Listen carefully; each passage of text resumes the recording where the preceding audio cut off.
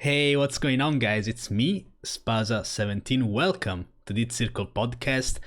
God damn it, it's been a very long time. I know. Guys, as you know, I'm a very busy person.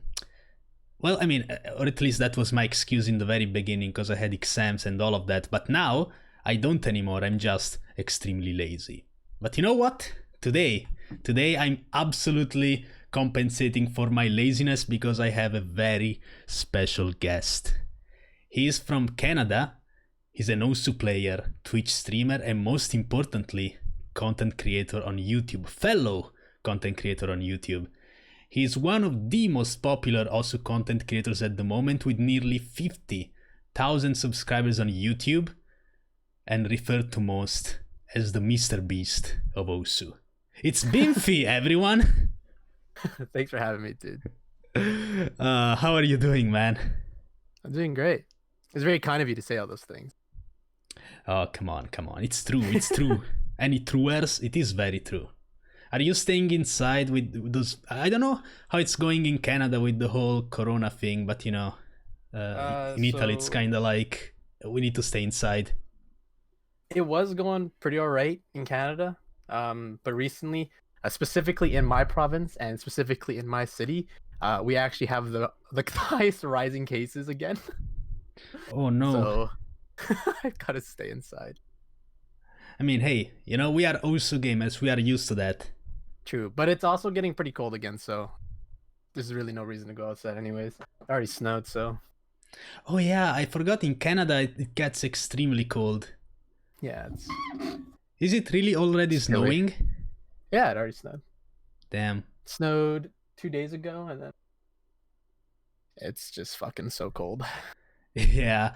Dude, as soon as it gets a bit cold in Italy, I think it's extremely cold, but then I remember that one time I went to London, it was extremely cold, way colder than any temperature I ever saw in Italy. So I can't imagine what it's like in Canada, to be honest. I don't know, because I'm like gotten so used to it, so it's not too bad yet. Yeah. All right, so the way this podcast works is, for those of you that don't know, first we're going to talk about some Osu related stuff. Of course, we love the video game. That's what we do. Then I guess we're going to ask some more personal stuff. Obviously, nothing too incredible. I'm not going to ask for your, home address or anything. Just some very general talk, stuff like that. Then I have some very high Q questions from some very high Q people, aka my Twitch subs. I have gotten some amazing questions such as, do you still like Kira Kira days? But we'll get into those later, it's fine. And last but not least, we take some questions from the even higher IQ individuals, which are people in my chat right now. Excited. So, yeah, it's truly exciting. I'm honestly very excited to have you here. As I said, you are one of the most popular content creators in Osu right now. So I was actually wondering, how and when exactly did you find out about the game? Fuck, we have to go like way back. Okay, so I first found out the game because of my best friend back in like 2014. I think we were at school and he had showed me this clip, and it was a clip of Box playing Osu while he was in queue for League. And he essentially sent me this clip and he was like, dude, have you seen this crazy rhythm game? This looks absolutely fucking insane. Like, this looks impossible. And so I saw the game, I was like, dude, that looks sick. So I was like, I have to try it out. Because back then I was like, dude, if I get good at this game, I'll look so cool to my friends, So, all of the ladies. Oh, yes. Exactly. So I installed the game in like 2013 or 2014. I don't remember. It was a long time ago. And then I played about 2 seconds of it. And I was like, I'm so dog shit. So I never played it again. So, wait, you started in 2013? I don't entirely remember, because here's the thing. So I actually didn't make my own Osu account. I was super lazy back then. Pepe, if you're listening to this, it's old times. No more multi-account, okay? He's fine. It's actually really funny because back then, so I had created my account in 2014, or quote unquote I had, but I didn't. It was my friend, and she also had an Osu account for me. And I guess back then, like the multi-account detecting thing wasn't, I guess, existed or wasn't good enough. So she actually made my account for me, and so I think so. I think for about like the first month or two, I actually never had an Osu account, but I had Osu. So I only played like 2 songs, and so then once I got my account, um, I downloaded like 3 songs, and then I only played those 3 songs for like, I would say like at most an hour, and then I never played again. And one of Um, them was Kira Kira Days. no, actually, I Yeah. actually specifically remember like the 3 maps I played the most, and I think they're still in my most played maps. It was My Pace, um, Koi Gokuro, and Shinkai Shoujo. Ooh, oh, I know all of those. I think they were very popular DT farm maps in 2015. I don't know about my pace because I believe Yeah, that's another thing. yeah, it's another very old map. I think it was mapping like it was either 2011 or 2013. I don't remember. It was old. But essentially, like I only played those 3 maps for like the longest time. I don't know why. I don't know why My Pace either. But I remember back in the day when I played My Pace, I had like a 20% D on it, and I was like looking at the leaderboards. And I remember watching like a hidden FC or something. I was like, this guy has to be cheating. I was like, how do people play this? So it was an experience. That's very interesting. So I guess you started playing in 2013, 2014. So wait, at that point you just had 3 maps and it's not like you played a lot. So when would you say you Yeah. actually really got into it? So I actually had like a few moments. So I actually I actually started playing the game again in 2015. It was because back then I was very into CS:GO, and like the whole thing where it's like, oh, Osu makes your aim better, right? Um, Yeah. so Thank I you, downloaded Osu, Ninja. not to get my aim better, but I used it as a warm up. So I think if you look at my play history, you'll actually see like a small spike in 2015 where I exclusively played Osu as warm ups for my CS:GO games. Hmm, hmm. Um, and then after again, once um I started getting more invested into CS:GO, I started warming up less and less in Osu. So then I think you'll see my play count in 2015 drop again. But it wasn't until 2016. I remember this. I still remember this specifically. It was during spring break. It was during around spring, and 2016 of spring break. That was like my peak play count. I still think that's the most I've ever played Osu ever.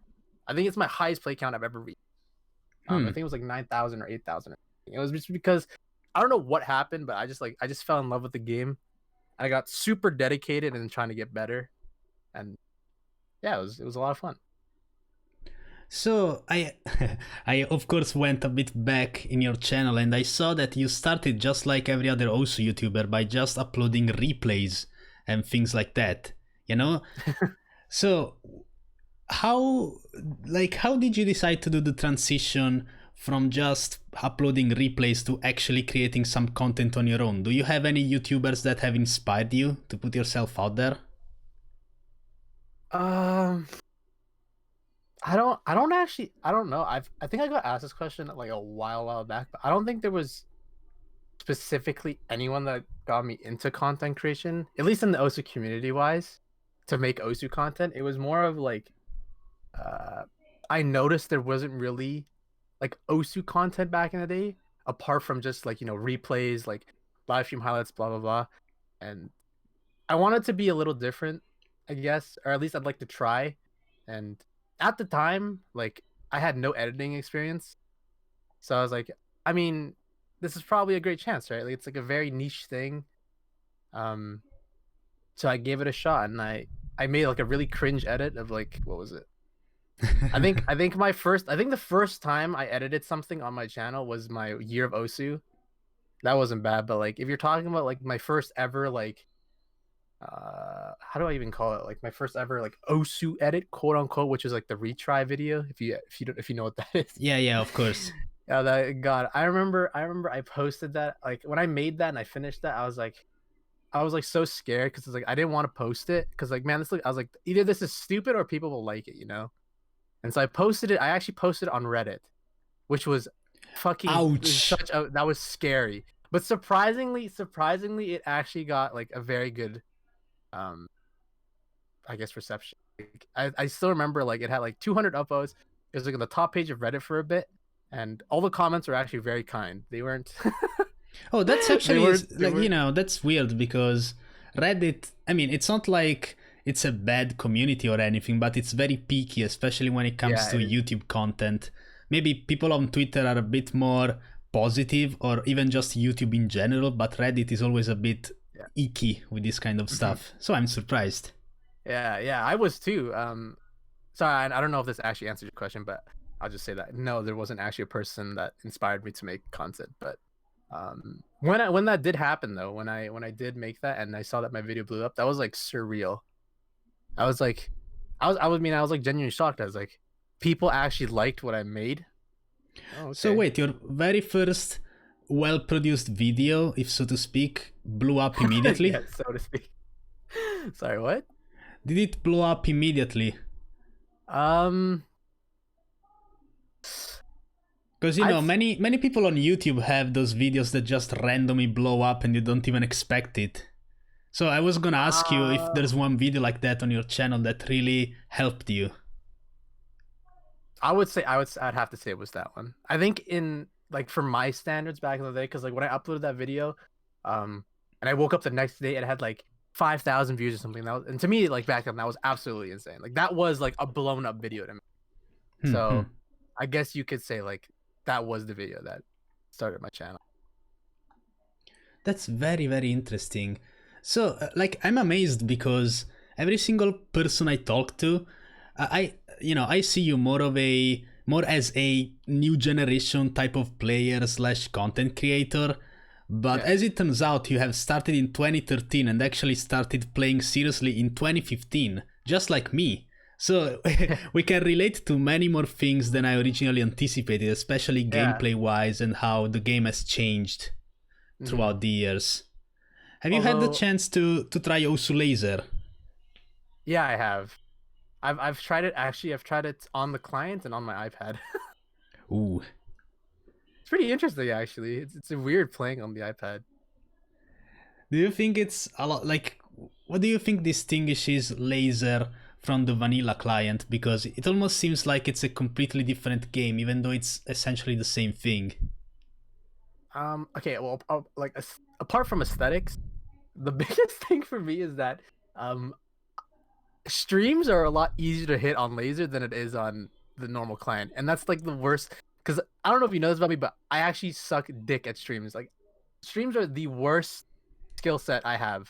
I absolutely can't stream anything above like 170 consistent.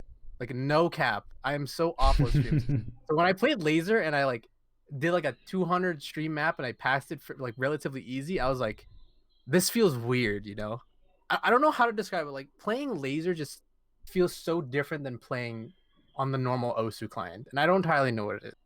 And like obviously there are like maybe like inner workings that Peppy like did with the code that made it feel different, but it's like I want to say it's kind of like playing on Mick Osu, you know? Like, you know how when you play Mick Osu, it just this doesn't feel like the normal Osu.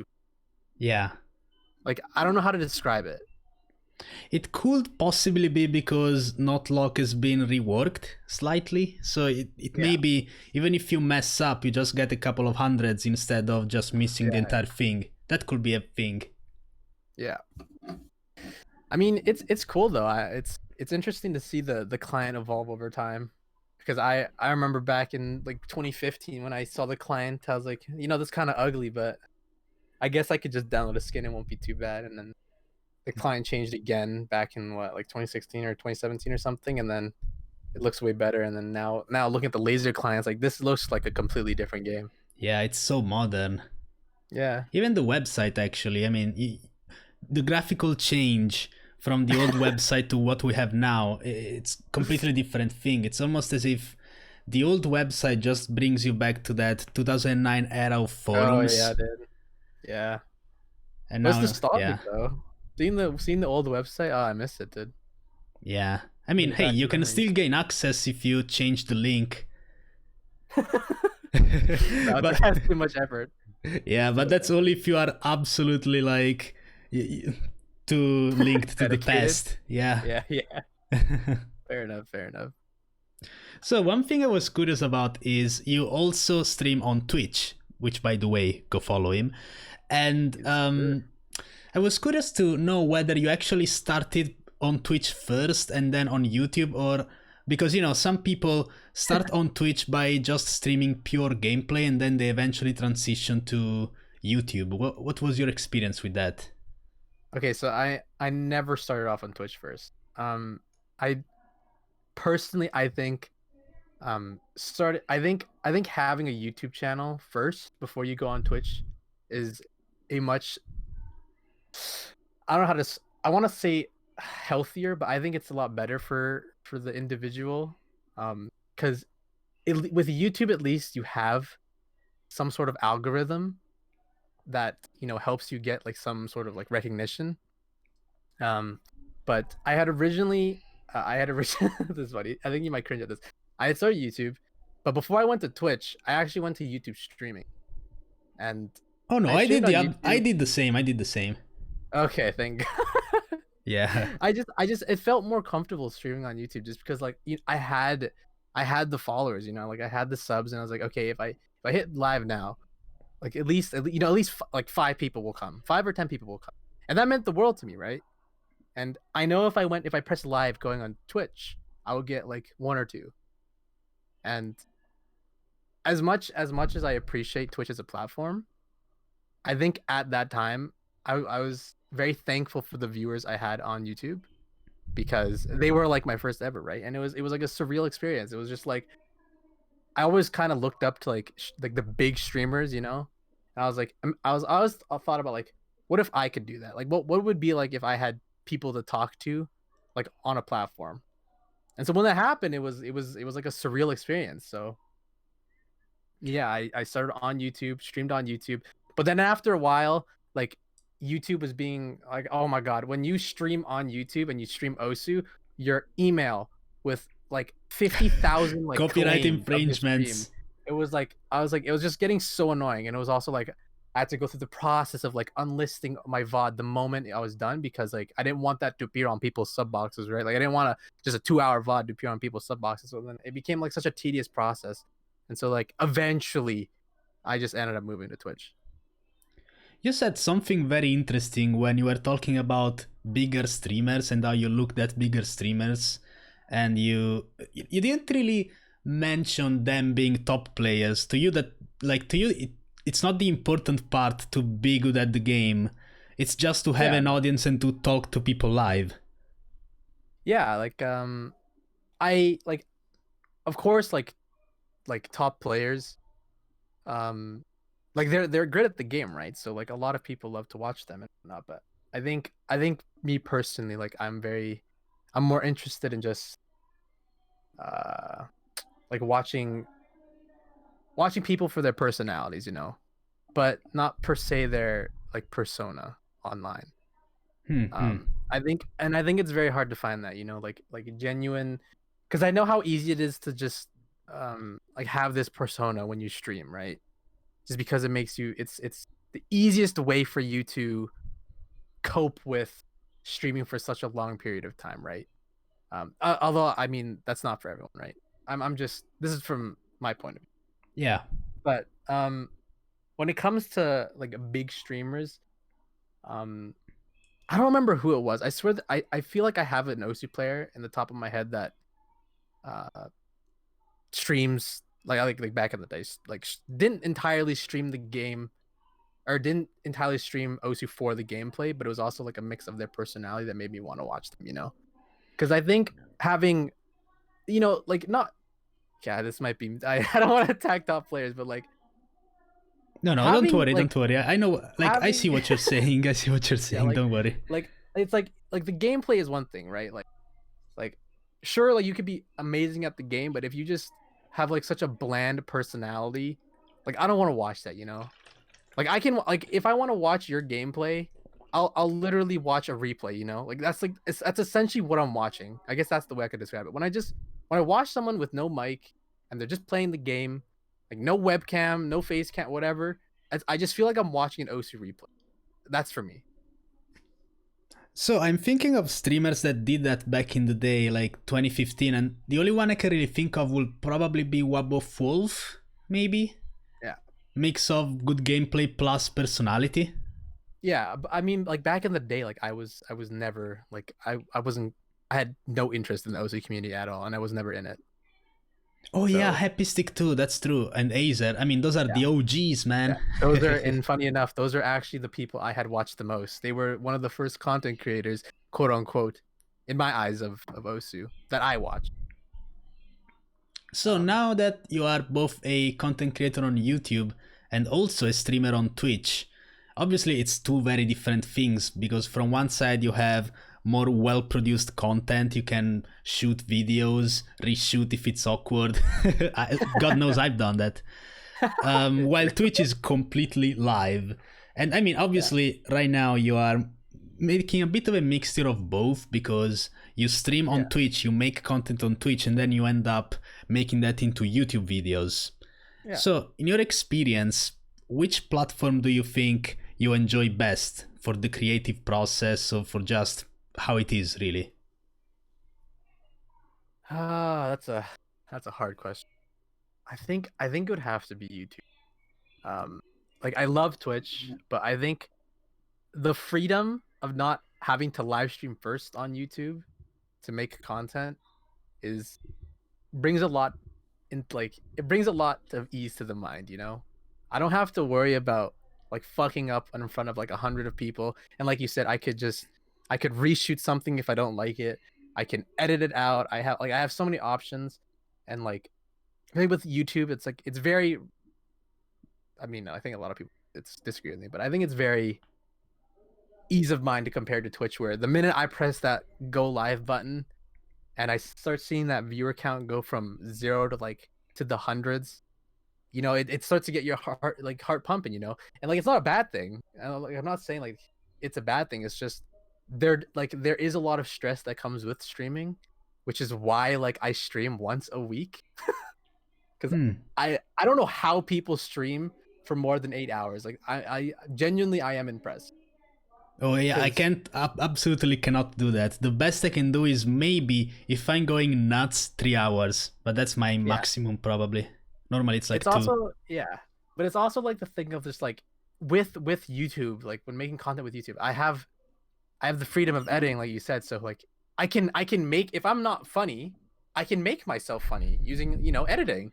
But like when it's stream and I'm not funny, I'll have like 20 idiots telling me like resident sleeper, So it's like it's like there's so much ease of mind to me for YouTube. At least that's with my experience. And I'm not saying like I've experienced thankfully my Twitch chat doesn't tell me that I'm boring all the time.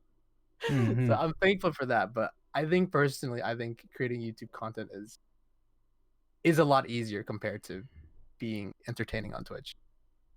That's a very interesting perspective. At least to me, it's kind of the opposite in a way because, well, I don't know, it just feels very unnatural for me to stare in my webcam and talk to basically nobody. Oh But when yeah, I I do it feel on that. Yeah. Twitch, it's like it's a bit more natural because I can just say things and have people reacting to it live, so I create a conversation. Yeah.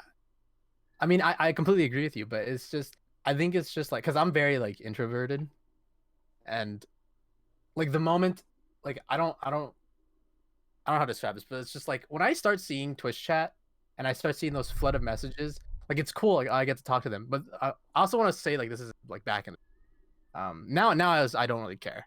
Um it's just like it's just like an added load of like sudden stress, you know? And I'm not trying to make this sound like a super bad thing. It's just like it just gets the heart going, you know? Like I don't know how to describe it. It's just like seeing all these people just come out of nowhere, start mentioning your name like 100 times, wanting to get your attention. Like you have like all these things to do. Like you keep with your alerts, you keep with chat, and there's like the gameplay. Is like holy shit, dude! How do people do this for like 8 hours a day? But I do get like the natural thing because like I know like when I record myself on for like, YouTube content, it's like I feel like a fucking idiot. I'm looking at a camera, I'm talking to myself, and I just feel so weird. But then when I edit it in, or I get to the editing process, and like I start like adding the funny cuts and whatnot, it starts to feel natural at that point, you know. Oh, so you also do the editing process. You don't have an editor. You don't have a thumbnail artist. No, yeah, I do. I've done all of the all of the cringe thumbnails that I've done in the past, and of the ones now, all of the editing in the past, and the ones now. I've never had anyone edit for me. I dislike the idea of having an editor currently, at least for my content. Yeah, I can definitely relate to that because I also do my editing myself and my thumbnails, which is why they are, what they are. Yeah. No, I mean, hey, to be fair, I am good at editing, but my thumbnail skills are just like I like to make meme thumbnails, so I can Yeah. hide behind that at least. It's all good, dude. Like, I don't know if you're gonna ask me this question. I don't know if you're gonna ask me like what's like the hardest, the worst part about content creation. If you were gonna ask me that, I literally would have just said thumbnails. I absolutely fucking hate making thumbnails. They are like the worst. I physically sigh when I, like after I edit down a 2-hour VOD to 20 minutes, I do all that like egregious work, and then I uploaded it, I made the description, and then I have to go to my Photoshop, open the goddamn program, and I have to make the stupid thumbnail. I hate making thumbnails. It's the worst part for me. I despise it so much. How long does it take to make a thumbnail usually, on average, Dude, let's say? Dude, it could range between like 4 minutes to like an hour, man. But I think on average it takes me like 20 minutes. Because like I'll go through like 3 iterations. Like I'll make like the first one, I'm like, all right, this looks fucking stupid. I'll make the second one, I'm like, all right, this looks all right, but still looks stupid. I'll make the third one. After the third one, I'm just like, I don't care, whatever, man. Like I feel like sometimes you can just tell in my thumbnails, I'm like, I just don't care anymore, dude. Like I just can't. I hate making them. Do you think thumbnails play a big role in getting picked up by the algorithm? Which is why maybe you stress over them a bit. What's your creative process for a thumbnail? What do you think are the most necessary things to have in there to get picked up? Taking notes right now. Well, obviously, it needs to have. It has to be very straightforward. I think, right? Like, as much as I love clickbait, I don't think on my channel you'll see like a lot of clickbait. I just want to make a thumbnail that's just like, this is the video, this is what's gonna happen, you know. So I make my thumbnails very, very simple. But I think the most important part of the thumbnail is, or like how I do it is, I look at my video, right? Because I don't think you should ever make a thumbnail before you make the video. I do know there are people who do that, and I think that's kind of insane. Yeah, I don't know how people do that. It's honestly like, it's like writing an essay without the thesis, you know? Yeah. Like, how do you do that, right? So I'll look at my video, I'll see like what it's about. And so I'll try to incorporate some of the things or the feelings of that video into my thumbnails. But I still want to make it very straightforward. So in all of like my thumbnails, you'll just see the text, and essentially all the text is just like what exactly the video is going to happen. I think like what my most recent video was like the most played thing. The text was like FC or you get supporter, and then in the background was just the most played beat map, and it was a big black. So I have something that grabs the attention of people. I have something that says what the video is going to be and what's happening, and then I have like like the Osu avatar for like aesthetics, right? Like the Pippi fan art. That's the same process I do for almost all my, and I think it works. Well, at least it works for me, so I just keep doing it. I hate thumbnails. I'm not gonna change it. yeah. It's hard enough like this. We don't want to change that. Yeah, but I know you asked like, do thumbnails play an important part of the role? It does, but like obviously, I think the video, how you execute the video plays more importance than the thumbnail. What do you mean exactly? Do you mean whether the video is like good quality, high quality, well produced, or what exactly? Well, speaking in like just like pure like how to get viewerships, you need to understand like the YouTube algorithm, right? Like I know a lot of people like shit on YouTube and the algorithm saying like it's like 100% RNG based, right? Yeah. But like realistically, it's a very simple like algorithm to understand. Like, because you know how it's essentially it's based off of watch time, right? Yeah. So I have this sort of, how do I say this, sort of process to like grabbing the viewer's attention. So like it's sort of like the what I'm doing, how it's gonna work, and then the thing. I don't know how to Oh, describe so it, but you, it's you just kind like, of explain in the beginning of the video what's gonna yeah, happen so that people are exactly. interested in whatever happens. Exactly. So that way it grabs people's attention. You know, like, so that it's like, this is what's gonna happen. This is what you're gonna expect. If you don't want to watch it, you don't watch it. But if you think this is interesting to you, then go ahead, right? And I guess it turns out that, I mean, a lot of people liked watching me lose fucking a lot of 1v1s, and so people watch it. Yeah, Like that's what I wanted to ask you. part, Yeah, about the like the most 1v1s. important part. Yeah. Oh, sorry. You go ahead. No, sorry, you go ahead. I was Okay. So wanted to let you finish. I think like the most important part is like you need to understand that like I know like my videos are super long, like 20 minutes on average, like nowadays. But you need to make sure, like, you need to find ways to keep, I think this is very like obvious, but I think you need to be able to find ways to keep viewers like connected to your video, you know, like what makes you stand out from the like other people? What will you do that other people don't, that can help increase your viewer watch? Because what's the most important part about the algorithm is your watch time. You need the longer the person on average watches your videos, the higher chance it gets recommended to, right? That's how it works. So I think currently, like with my most recent one, my average watch time is 50%, so 10 minutes, right? Like that is actually pretty insane. Yeah, that's very big. My average is 10 minutes, so people will at least get halfway in a 20-minute video to and watch it, right? And so that YouTube fucking loves that. That's what they fucking like jerk off to, right? And so they'll just start just recommending it to everyone.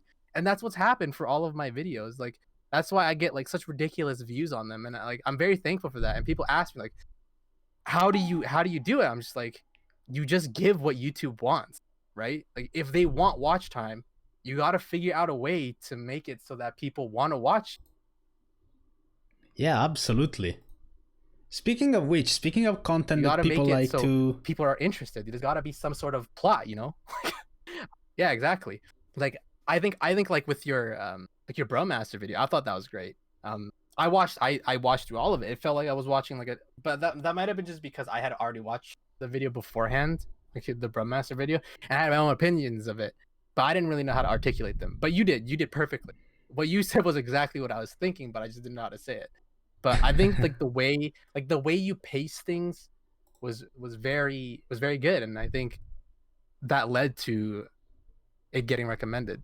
So like, if there was a tip I'd give to people, I think you need to pay attention to like your average watch time, right? Or like how long people will watch your videos, because that's what's most important.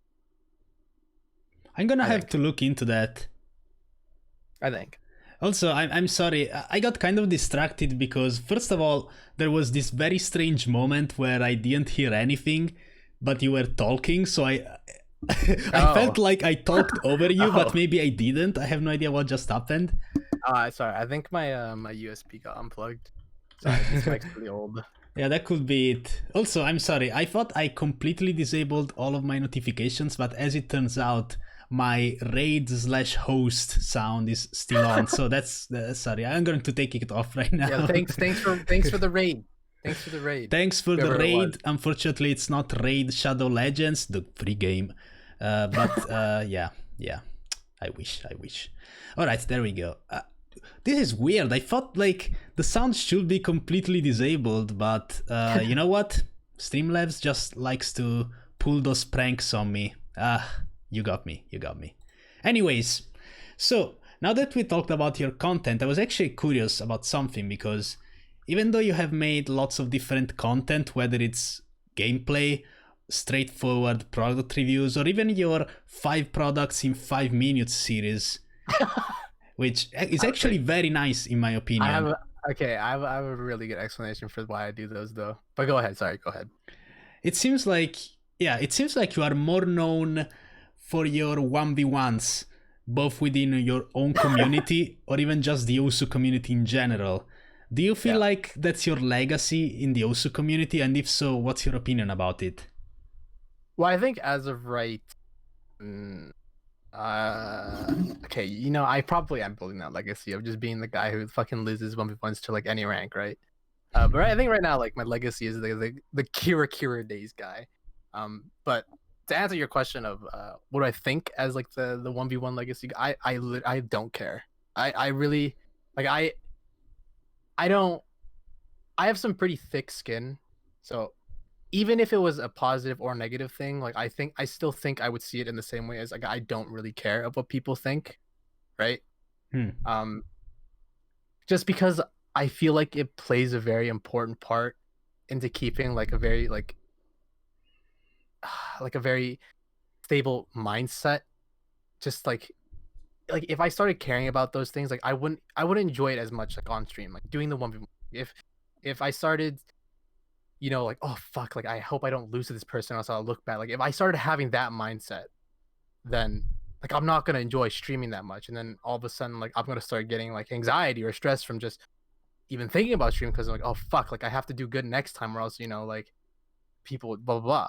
So it's just like I at this point, like I don't care whether people think I'm good or bad at the game, especially in 1v1s, because that's not the point of my content, or like that's not the point of the 1v1s. The point of the 1v1s is to give my viewers a way to like play with me, like I want to make sure not only is the person that's playing with me is having a good time, that the people who are watching me are having a good time. Like I don't prioritize almost gameplay ever in any of my Osu videos, which is a little ironic, but I prioritize like making sure that my streams and my content are like fun to watch. I don't necessarily care if I do good or bad. If it happens, it happens. I don't think twice on it at all. I try to make sure that the person on the other side of the screen is laughing. That's the only thing I prioritize. If they're laughing, whether it's at me or at the content, as long as I'm making their day better, I don't care. Well, yeah, I guess my question was more just like, it's not necessarily that I'm asking whether you enjoy either winning or losing the 1v1, because of course that's for fun. I mean, no one's Yeah, taking them yeah. seriously, of course. I was just curious whether you're happy with the fact that you are basically the face of the community when it comes to 1v1s, because you made them so popular on YouTube with your creative uses of Oh the god, medium, me being the faces of 1v1s, that's a bit of a yikes. Well, I mean, at least on YouTube, that is most definitely the case. No, I still think like I think my statement still stands up. Like I don't really care. If I am, I am. If I'm not, I'm not. I don't personally care. Although I do think that it is kind of bad that I am the face of 1v1s. I didn't know that. I don't think I am, but if I am, then I guess I am. Well, I mean, dude, if you search also 1v1 on YouTube, you're not gonna get much. I mean, granted, there is some 1v1 highlights from actual community tournaments, or maybe even just that one thing that Willy runs, where you 1v1 against each other or random map pools with players. Oh, But, okay. I mean, in terms of just having a YouTuber slash streamer, online personality that just challenges their viewers in a more Yeah. casual and fun way, I think you are definitely the most popular, and I mean, for a good reason. Although I do think it's also the fact like when people do 1v1s, usually it's just out of pure fun, right? But I offer like a prize, right? Yeah. Because I like to give back to my community, right? So I always have to give like some sort of prize, or else I feel bad. Yeah, as I mentioned in the very beginning, many people, as a joke, call you like the Mr. Beast of Osu. So, That's do funny. you think it's better to reward your community? Do you find it more rewarding to just give back, whether it's to your community, just on your stream on or YouTube in general, and even to the game itself? Because I mean, you are giving out Osu supporter, which helps Osu massively. So I think it's definitely not. I would say to an extent it is mandatory, but it definitely isn't as necessarily. You don't have to do it like as frequently. Like giving back to your community should always be like some sort of. It should happen once in a while, because like your community is what built you, right? But I think for me, I just give back all the time because I like doing it. Because it's not only am I supporting that community, like the community that helped build my channel and build my Twitch, it's also the game and the entire Osu community that gave me this opportunity to do what I'm doing right now, right? Yeah. So in a sense, I'm giving back to two things, to Peppy and then to my community. And both of those go hand in hand. So yeah. What do you think about the community, like the Osu community in general, how fast it's growing? Do you see your audience changing over time? Have you ever saw that, whether on your YouTube or stream? Or even just the perception that people have of streamers, top players, receiving messages every day. Does that happen to you? Yeah, dude, I get fucking the dumbest messages every day, dude. I'll answer the first part of your question first, but could you repeat it one more time? Sorry, I got so distracted with the message one. Just your opinion in general on how the community is growing. Like it's growing so much, the community. It's also changing radically. So maybe over time you see a bit of a change in viewership, even just people that show up to your stream. What do they say? What they do requests, stuff like that. Because maybe in 2015 it was a bit more chill, especially more gameplay focused, I believe. But nowadays, people almost idolize streamers in a way. So I think it's really cool that the community has grown so much, like as of now. Like Osu going from like 5,000 players like a day or something, and then like tripling that. I think that's pretty cool. How I feel about the direction, I guess. Not the direction I was played, but the direction of my content with the ever changing community. I have no clue. I haven't experienced something where I'm just like, oh fuck, like I need to change this because it's not doing well. And I don't know if that time will come, because as of right now, all the videos I upload are things that I do just because like I want to do them, and not per se because I know they'll get views. I do them because I think they'd be fun for everyone, and I think that's like the main focus of like my thing, is to make sure that everyone who watches my content can enjoy it in some way or somehow. But the problem with that is that it's easy to reach, I guess, the very low ranks, because I think most of my viewers are like 5-6 digits, and for a content creator like me, I think it's hard to find ways to make it appealing to the top players. So I'm not necessarily too worried about the change of pace when it comes to Osu, the Osu community, and how they perceive content. But more or less, it's the ever-going struggle of how do you make it appealing to everyone, regardless of like how it changed. That's basically it. I don't know if that answered your question or not. No, yeah, definitely. Do you think there's been a bit of a change in the average age group as well when it comes to the Osu community? Because maybe that dude, everyone's still like 13, man. Everyone's fucking.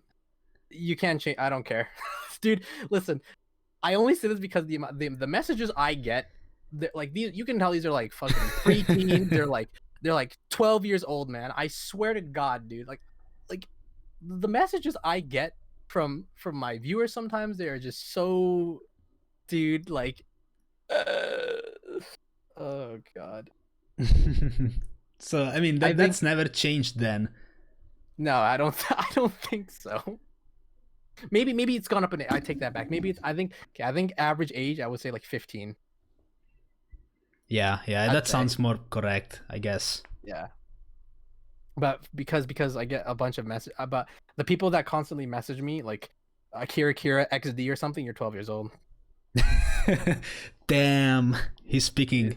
He's spitting right now, not speaking facts, just spitting. Listen, it's because like like you need to realize, like first of all, I read all of my DMs.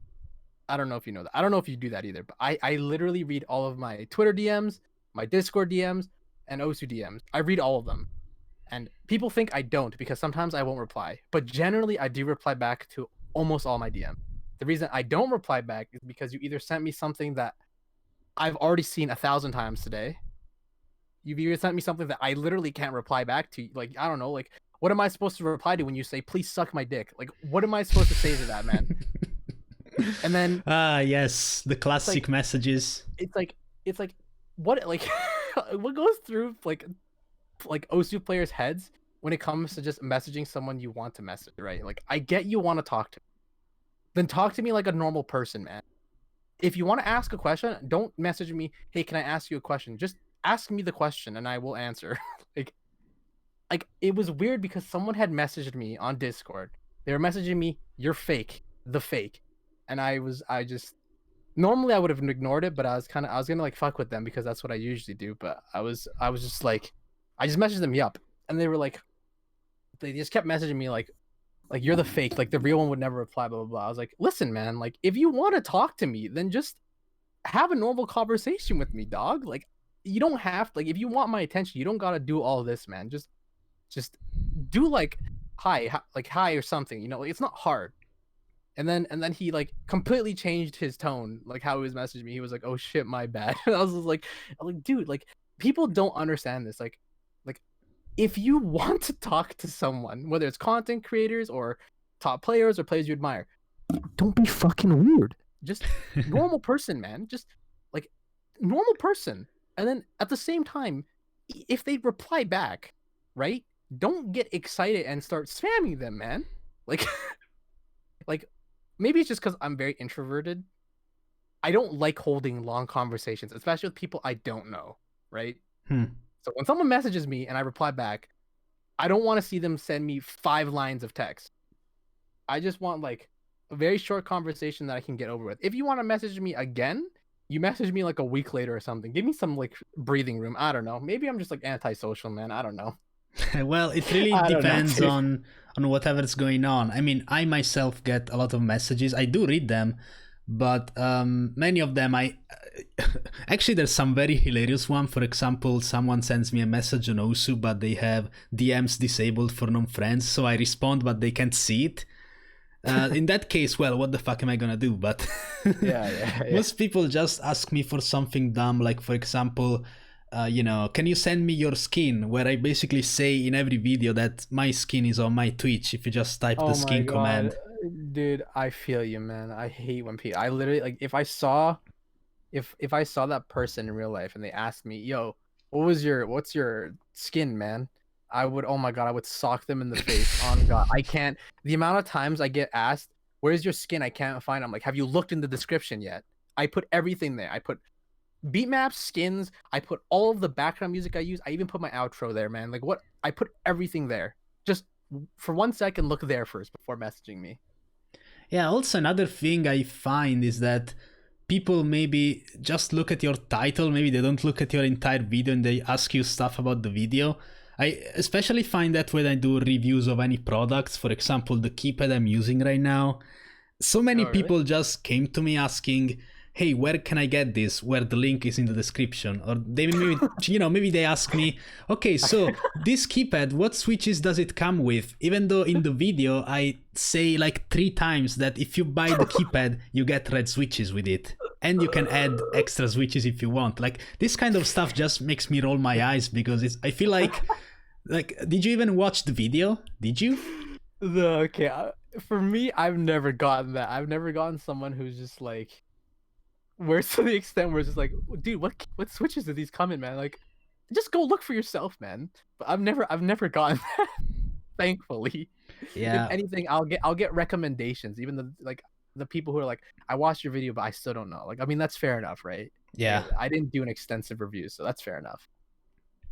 Yeah. Well, sometimes people just send me a bitmap link in Discord and that's it. They don't say anything, and then I go and check them and it's like 10 stars and it's made by them. So they just want me to play because they want the epic top player to go goodbye Moonman mode. Like, I don't know, man. It's unreal. Yeah, Unreal. it The is, amount of dude. It is. messages, both as a content creator and as a top player, that's a wombo combo for DMs. Yeah. I have some leniency towards it. If you want me to play your map, then sure, I'll play it eventually. I'll download it, sure. But if it's dog shit, then I'm just gonna delete it. Yeah, I'll that still give makes you my sense. opinion on it if that's what you're looking for. If you're looking for advice, I'm not a mapper, but I can give you some sort of opinion. Because I know like the people who are trying to get into mapping are like they struggle because like I don't know how it works in the mapping community, but like I know like getting those connections and getting help is very hard. So Yeah, but then it gets tricky when you give advice and they say, "Oh, you just oh suck." yeah. Yeah. You But I'm know? saying for like the people who are genuinely like just trying to look for advice and they actually take it into consideration, right? Yeah. Thankfully, these people still exist, and it's not just people giving you Yeah, Galaxy yeah. Collapse TV size 10 stars and wonder why I don't want to play that. Yeah, they defend all of their points like, no, it's got to be like this because it blah blah blah. It's like, oh, go fuck yourself, dude. Honestly, sorry. Yeah, like, I can't do this. I don't know if you want to send this to White Cat, maybe you can try, but still, I'm pretty sure he will tell you the same thing. Yeah, true. You mentioned something interesting earlier about people having personas on stream. In Yeah, the case of Osu players, I don't think there's very much of that yeah, going on. yeah. For the most part, it's mostly just maybe overreacting for FCs or getting overly mad when choking, just to provide some of that. Hey. You know, You attacking me right now, dude? What is this? no, just saying, some people do that to provide some extra entertainment for their audience, which is completely fine. And Yeah. what I've got from my subs, at least, from people asking me to ask you things, it seems like Okay. people are speculating that whenever you do 1v1s, you try to play a bit worse compared to your actual skill level in order to make it more fun for both your audience and whoever is facing you. Would you say that's the case? You are trying to be bad on purpose? No, I've never when I stream. I think it's just a mix of like the stress of like being live and then being live in front of like a couple hundred people, right? Like genuinely, that is. I do try to play as I don't like I the way I play on stream is the way I play normally. Like I don't change how I play when I stream. Like I don't like when I stream. I don't think of like, all right, how do I make myself play in a way that'll like be funny? I just the moment I press live and I start playing, that's I don't know what happens, man. It just goes downhill. Like because like I notice it too. Like when like it does, I get why it like people think it's like that. Like I get why people see it like that because I purposely play bad for the content, but that's actually not true. But I think it's fair that they think that because even when I'm off stream, I know I play 20 times better when I'm off stream than on stream. But I think it's just because like I still get nervous and stressed out by like how many people are in my chat and then just seeing that text move at the speed of sound, it's just like, oh god, like I know that Yeah. there's a bunch of eyes looking on me, dude. So Yeah, I found it's very distracting, sorry, to read chat, or at least to try and keep up while you're playing. In my case, for example, if I'm about to set a very good score, because of course you guys know I'm a fucking top player, I'm a beast, so of course I'm always doing that. It's not like I suck. Yeah, I totally do. But yeah, either way, when I'm about to set a good score, especially on a long map, maybe even if I'm focusing on the circles, with the corner of my eye, I can still see chat and it kind of throws me off. So I instinctively just want to read chat and read what people are saying. So maybe I don't perform as well as I would love to.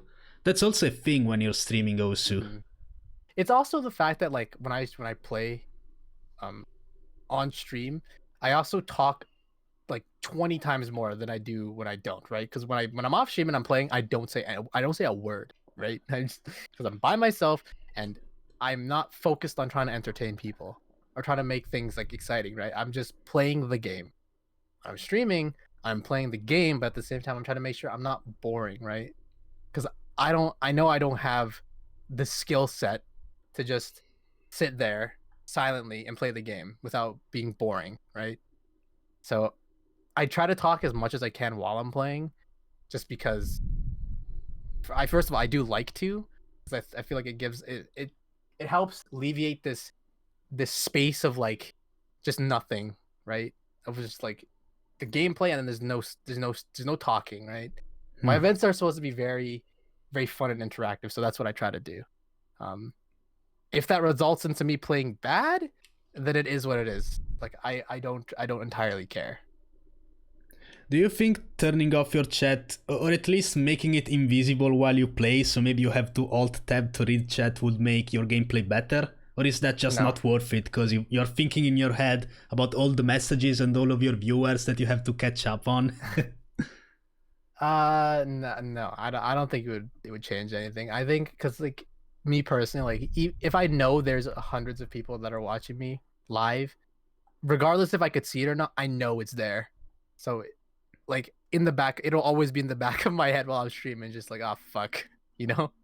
Mm-mm. So Is there any top players that you actually watch for the gameplay? yes, okay. Well, define top player. Where where's the top? Like, give me a rank range. Do you mean like top 50, like top 100, or like 3 digit? Sorry. Well, I mean, it could be any range really, as long as it's Okay. mostly gameplay. Of course, Okay.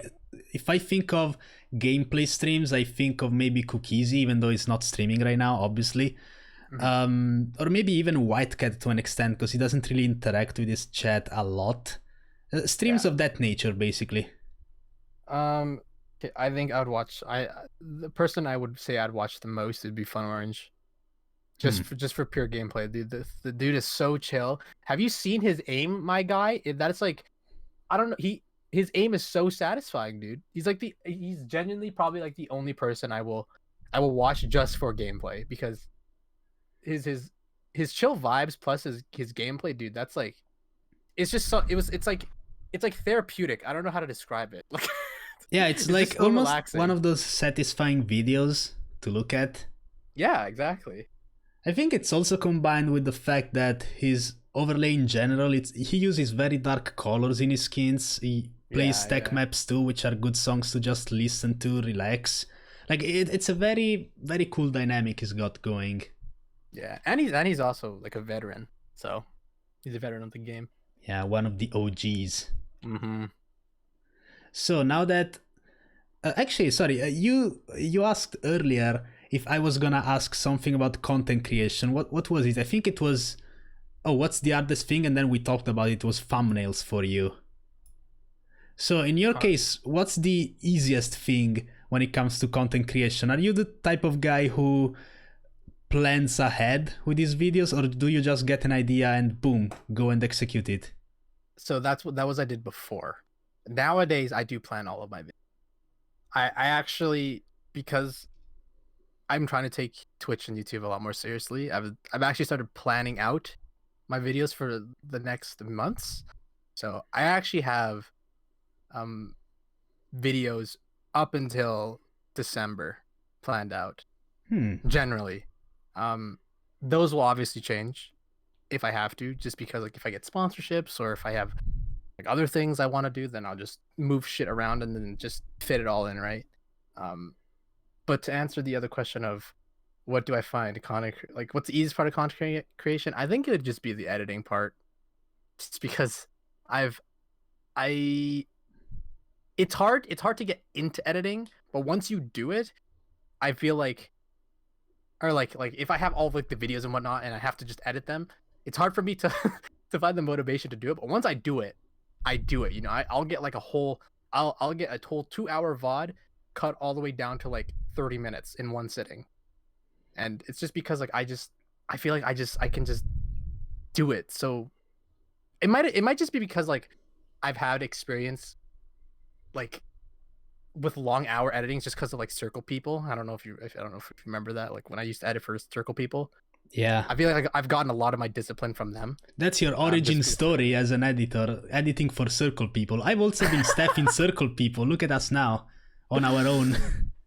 dude, editing for Circle People was, or at least editing OSU alerts. Oh my god, those are hectic days. Very very wild. But yeah, I think the editing process is the one I enjoy the most, or is the easiest for me at least. I'm the same when it comes to editing. If I let a project stall for too long, I just end up not having the motivation to continue. But if I start a project and I do it in one day, then it's ready. I can just speed run. Yeah, exactly. I don't know, dude. It's just so hard to start, but once you start, it's like zoom. Yeah, you go, you get in the groove and you just start editing like it's nothing. Yeah, but like I said, I learned a lot of my disciplines from Circle people, the Osu alerts. So it's good times. How was your experience with that? Because Circle People is known to be very hectic with their organization of things. That definitely hasn't changed, which is why, by the way, the channel is dead right now. Yeah, that's it was, you're not wrong about that. The way like obviously you remember Osu alerts, right? Yeah. So the way you've edited an Osu alert before, right? I can't recall. I don't think I edited an Osu alert. I think it was an uploader for replays. Maybe I edited one because they didn't have anybody else. So the way they planned it is very, very like it was organized but disorganized.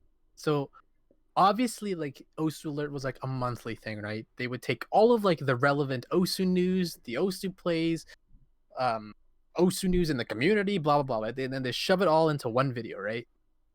And they would do this at the end of the month. But here's the thing, because Poised, this is what Poised would do, and he wouldn't want to change this. What he'd do is he would give me all of that stuff that I had to edit, right? He'd give me all of this stuff, and he would give this to me at like the very last weekend of the month. And so what he would do, I'm not saying that like I don't want to shit on Poised, like he didn't want this to be bad, but like it was just like he would give me usually on like the last Friday or Saturday of the month, and then he would like me to finish the edit by Sunday. So he would like me to I don't want to say expect because that sounds bad, but he wanted me to finish editing the all of the month's content and stuff in one day. Yeah. And the problem with that, I could probably do that now because I have so much free time. But the problem was that this was during, I was still in school. I also had a very, very, very, very, very shit PC. So when oh my god, it was actually AIDS. I still remember this. When I was done editing a whole Osu alert, it was like my PC just wanted to kill itself. Because back then I had like a PC that was given to me by a friend, and that computer was 8 years old. He had it since he was 3, and it only had 8 gigs of RAM. Oh man, I remember sorry, I'm sorry for interrupting, but I remember my very first computer had 2 gigabytes, and whenever I had to render something, I remember this one time I rendered a 3-minute long video. It took 8 hours. So I really developed a very, very huge patience, at least with that. But the worst part was those like, after the Osu alert was done, it was 100% of the time, without exception, I always crashed at least 5 times whenever I edit any Osu alert, no matter what, on that PC. So it became super fucking annoying to edit. And afterwards, that still wasn't the problem. Even after I was finished editing the whole thing, which was like, I would say on average like 15 minutes, 10 minutes long, it would be like, holy fuck, rendering was RNG. Sometimes my render would crash because my computer couldn't handle it. And so I would always have to render overnight, because the moment I start rendering something, I can't use my computer at all. Nothing works because it was using so much of like processing power and RAM, like nothing could run on it besides the render. So if I woke up the next day and the render said it failed, or like my Vegas was frozen, I was like, I'm fucked. So then that means I would have to spend 4 hours of the day just letting my computer re-render the thing again. And then the other worst part is that sometimes, because Poise likes to be very, I guess, up to date, if something were to happen during the days I was editing, he would ask me to somehow fit that whatever it was into the video, right? Yeah. And at that point, I had already placed everything where it was, and I was like, listen, man, if I move something, my computer's gonna crash. Like, Yeah, that's a it was, really it bad was. idea. But I don't want to. But I don't want to make this sound like it was a bad experience. It was definitely a hectic experience, but I learned a lot from it. It was, even till now, all of the habits I've learned and all the things, all the editing tips that I taught myself back then, I've brought now, and it's made editing down a 2-hour VOD very, very easy for me. It's very, after what I experienced in Circle People, honestly, editing a 2-hour VOD isn't that bad.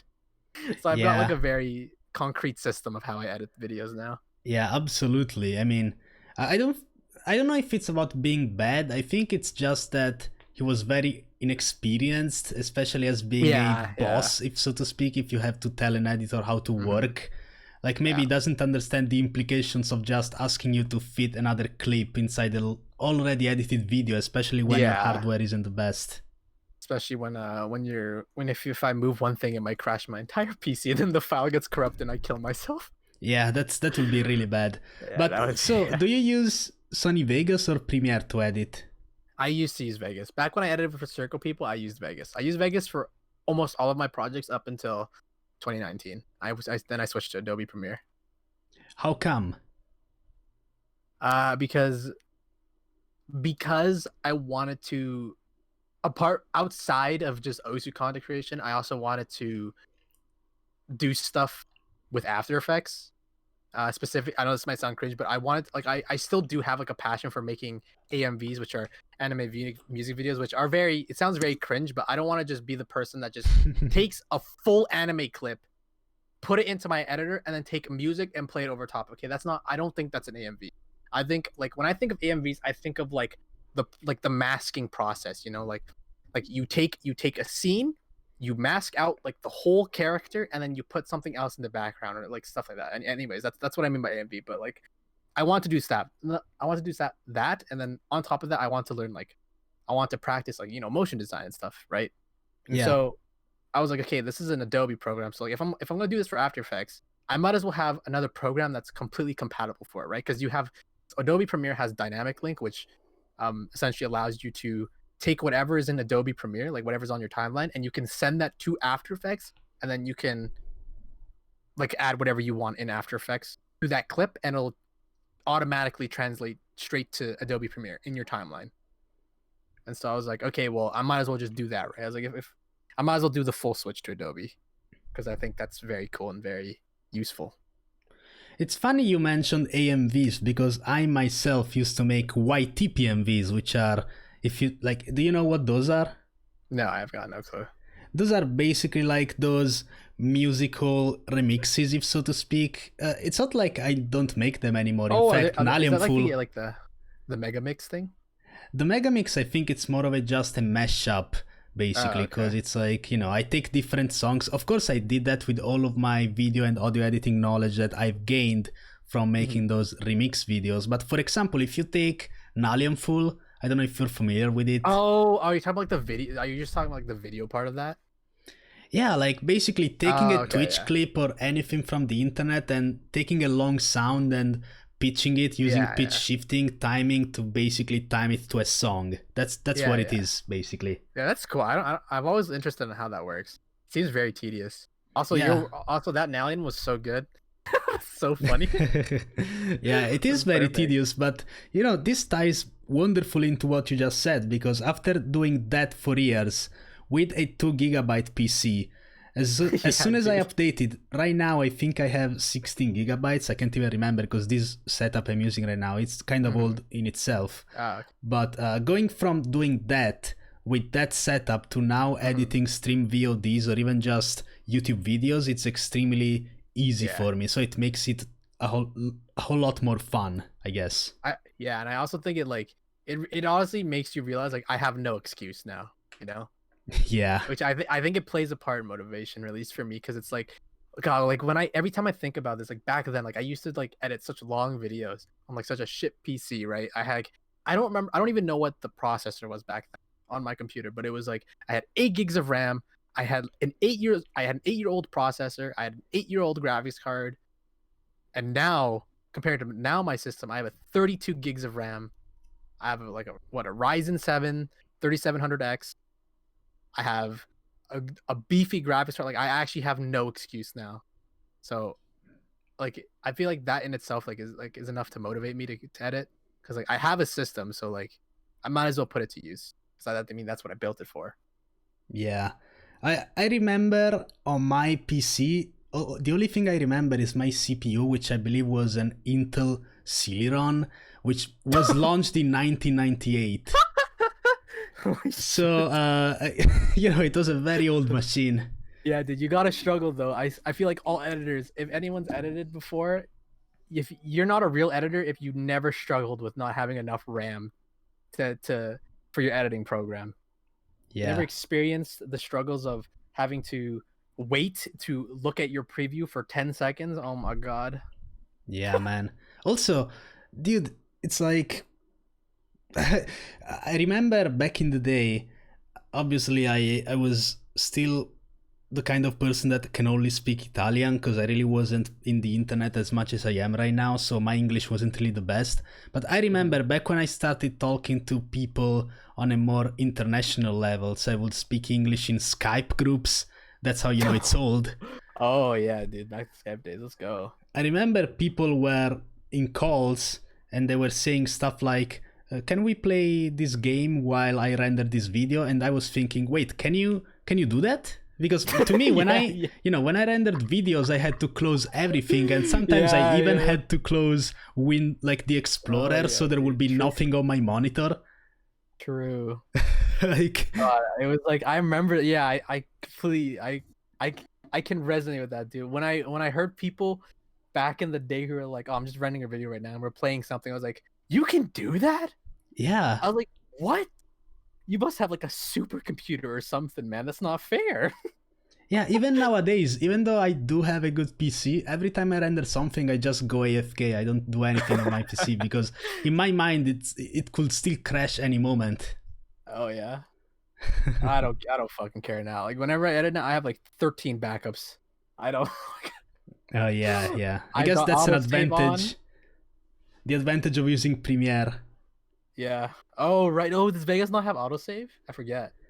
I think it does, but it's not really reliable. Oh yeah, no, my Adobe Premiere, dude. I set it so it's autosaves every 4 minutes. I don't care. I'll have like 15 extra like PSD file, oh not PSD files, the program files. I'm like, I don't care. I need these. These will come in handy for sure, and they have multiple times. That autosave has saved my life. Yeah, man. I mean, during the old times when Vegas crashed every 10 minutes, I mean, at that point I would just save it manually though. Every 2 minutes, every small tiny edit, I would always fucking click on that save button. Yeah, absolutely. It's a mandatory habit for all editors to just learn to just spam Control S whenever, just compulsively. Yeah. Also, it's funny because I know that's the shortcut, but even today, I never got used to it. I just have the muscle memory. I go to the fucking corner on the left and click on the save icon instead of using... That was me for Vegas. I don't know why, but when I moved to Adobe Premiere, I started doing the shortcuts and I have no clue why. Yeah. Because I was in the same boat. I would always click... Oh, you know what? It might have been because my PC back then, I was always scared to click that... Wait, no. No, actually, I don't know. No, I don't know why I started using the shortcut. Because I was in the same boat as you. I would spend the time and go to file save. even though that I had a higher risk of my PC crashing, because I was still scared, but I don't know why I still did it. See, that's what it means to grow. You move away from Vegas to Premiere, and then you stop clicking on the icon and you start using shortcuts like a big boy. Maybe it's just because like I've tried to learn how to be as efficient as I can with editing, because it does take a lot of time. Yeah, that also makes a lot of sense. Yeah. Because I've started to, I have more shit to edit because I have like fucking these 2-hour VODs that I cut down to 20 minutes, and it's like, Jesus Christ. I gotta find a more efficient way than just to like spend the time to click file and save, like even though it is like such a small movement, it does add up, Yeah, especially if you do it every 3 minutes. Yeah, true. So going outside of the OSU sphere and just content creation in general, who would you say is Binfy outside of the internet world? What are some of your other hobbies that people may not know about? Offline hobbies. Okay, define hobbies.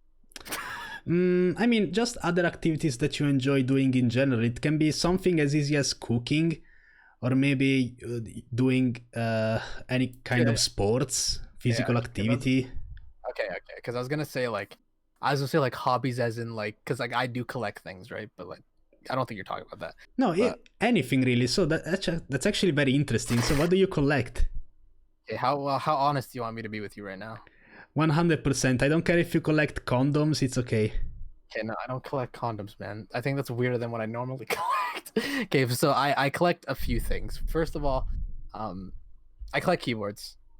I have like a very bad addiction with mechanical keyboards. I think that's obvious. I Yeah. collect manga. Now, the worst part is that I also collect hentai. Nice. My man.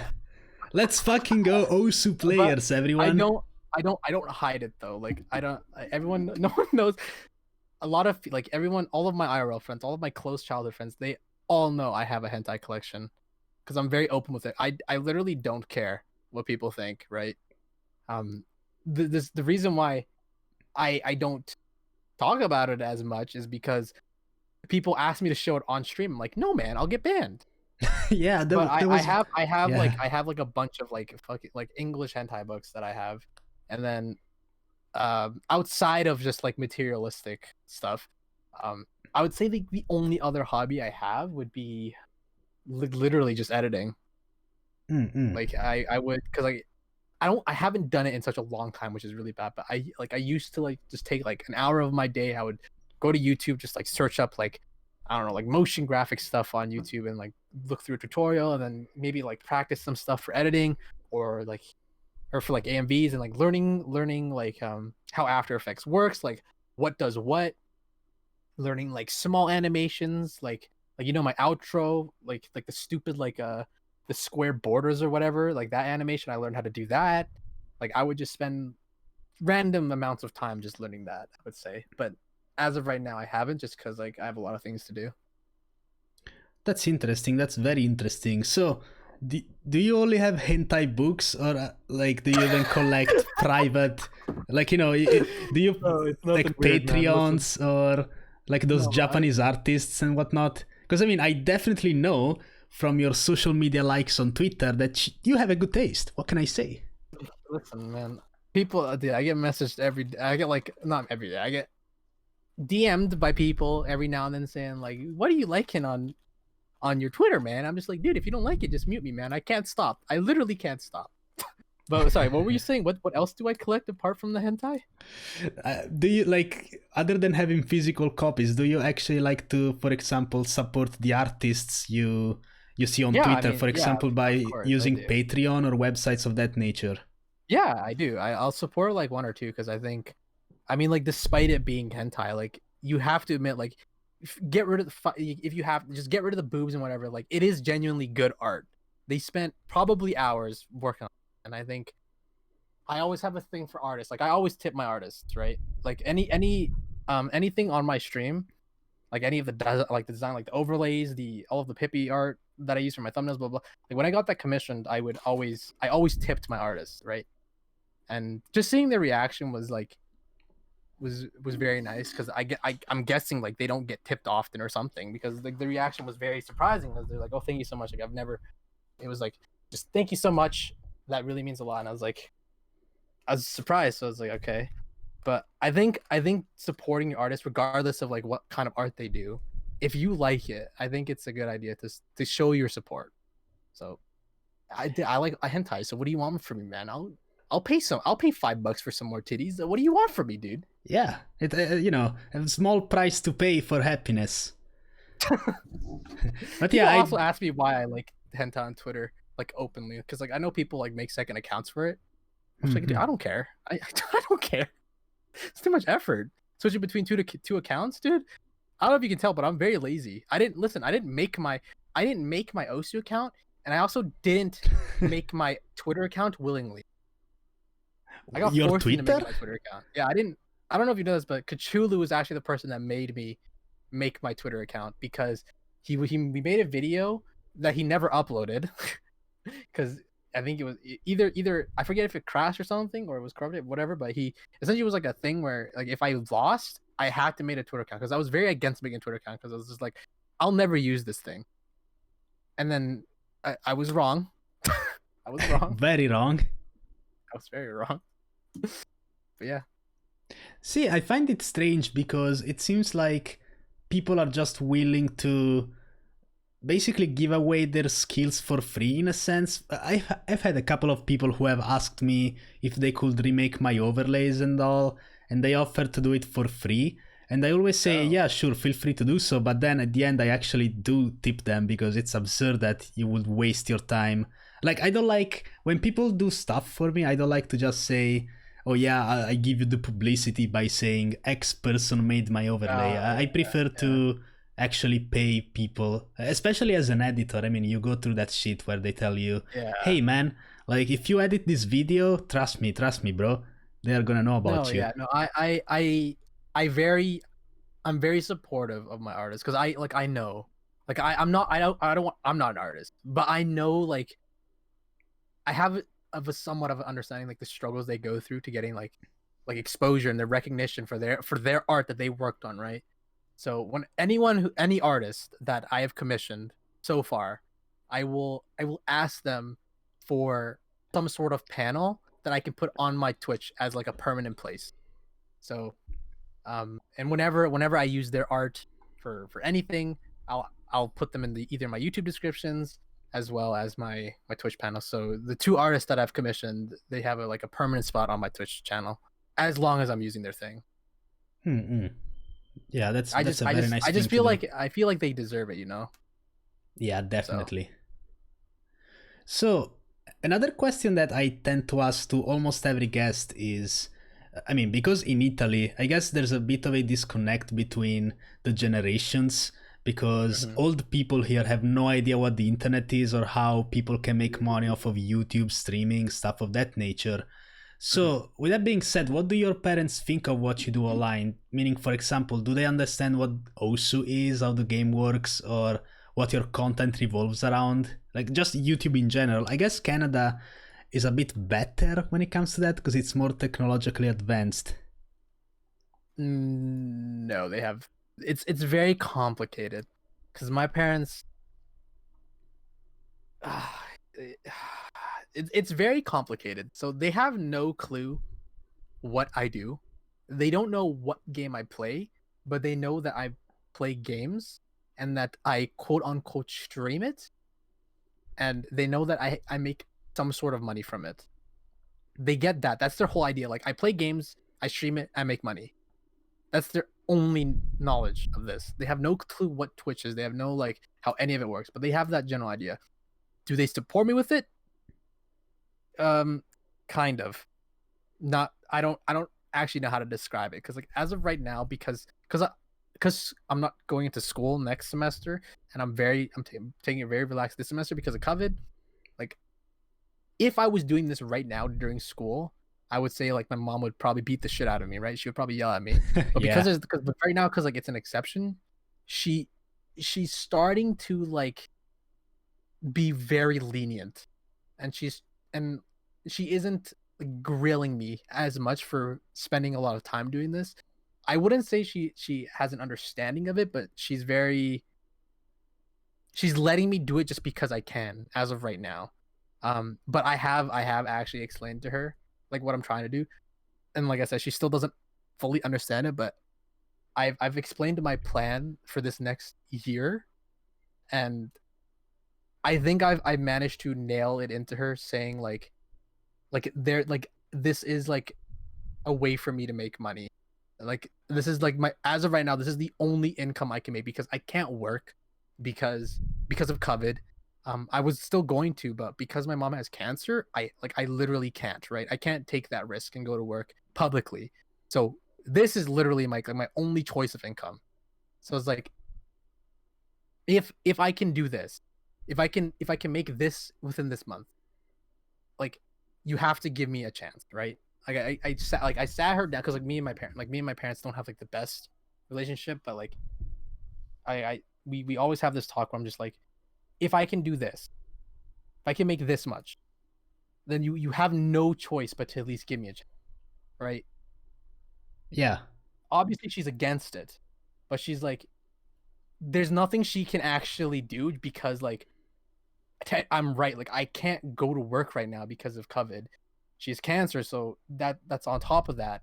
So if she wants, because I was supposed to go to work this summer, but she knows there's no way of that, and we need income. So it's just like she's like, it's basically just like, okay, I guess. And she's like, if you can prove it to me, then I guess fair enough. Yeah, So I mean, that's my situation. She doesn't fully understand what I do, but she knows that I'm getting some sort of money from it. She knows it has something to do with internet, and she knows it has something to do with me playing games. yeah, I mean, I think every content creator has had to have that talk you're talking about, where you're explaining that it's not like you are wasting your time and just because I mean, I guess they just have that interpretation of It's anything explaining the that's online, concept. Yeah, where they think you're just wasting your time by playing games, yeah, and while other people are working like miserable jobs, like being a waiter, which I did. God, terrible, man, terrible. yeah. It's like the awkwardness of like trying to explain the internet to them, because my parents aren't tech savvy. They're Asian immigrants, and they have never been tech savvy once in their life, and trying to explain like this like trying to like I get where they're coming from, which makes it even worse, right? Because it's like, how do I explain to them that you can potentially make a very stable living off of playing games, like how do I explain that to Asian immigrant parents who came from like fucking, I don't know, like straw houses or something, right? Yeah, From like so it's like, how do I get them to understand like there is different ways of making money apart from going to school, like university isn't going to guarantee me a job, no matter how much you try to like force that into me. Like there isn't a guarantee if I get this degree, there isn't going to be a person that's like, you're hired right away, like not 100% of it. And it's like with this, it's like I'm given the chance right now, so I need you to give me the chance to take this chance, like I don't know how to describe it, but that's my situation right now. so I guess that right now you are a student, as you mentioned, you are in a university because you talked about semesters. And Yeah.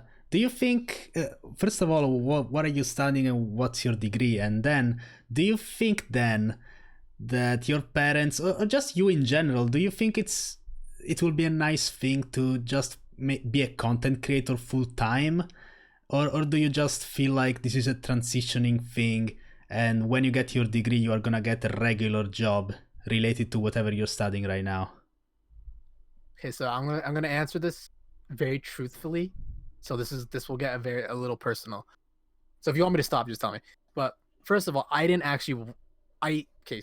First of all, I'm majoring in psychology right now. But I didn't want to go to university in the first place.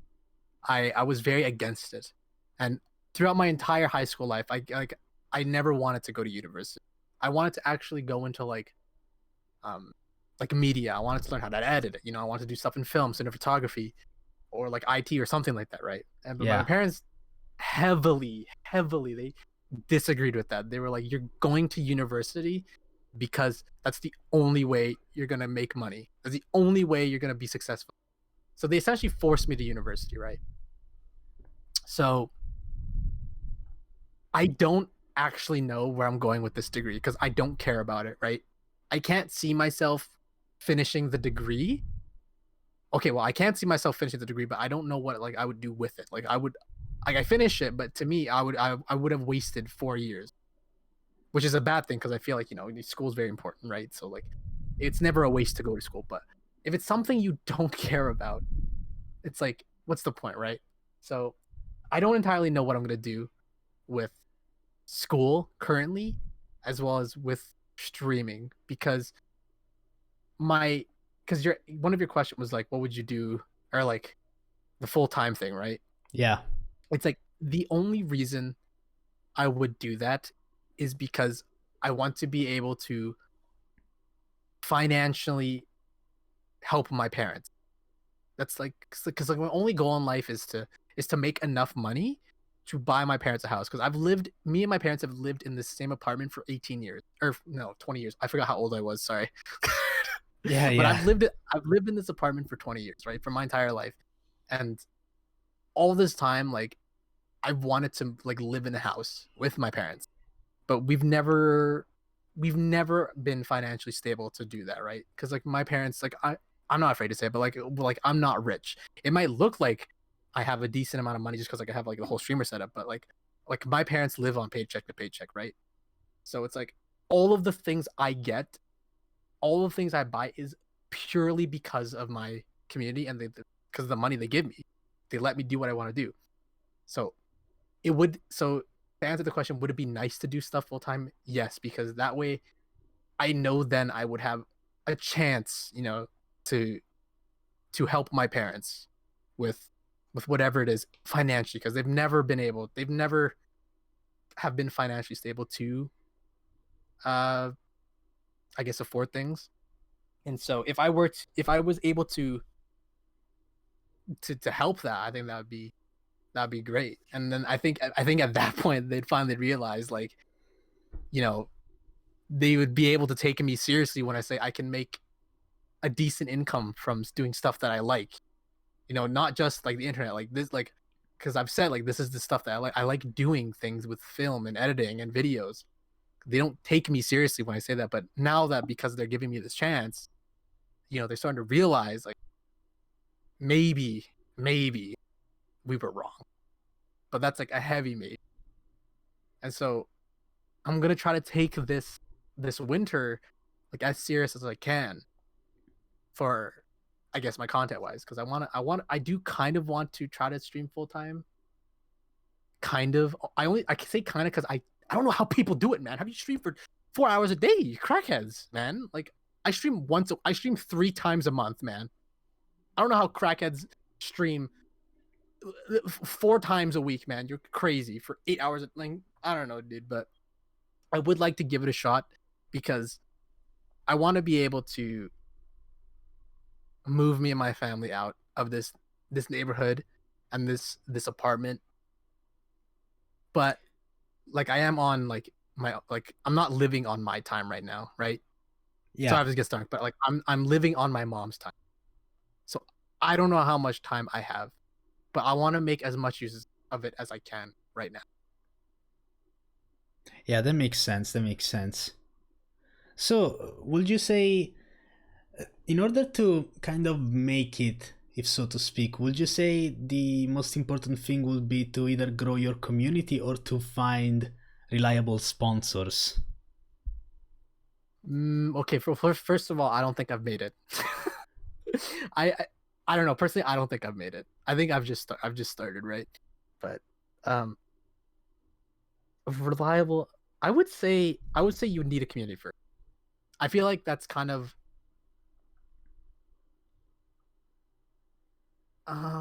yeah. I don't want to say that's a trick question, but like you definitely, because you can't get sponsors without a community. Sponsors First thing sponsors will to see if you have a community, right? So without a community, you can't get sponsored. Yeah, yeah. So I think it's very important to grow a very interactive, engaging, and committed community.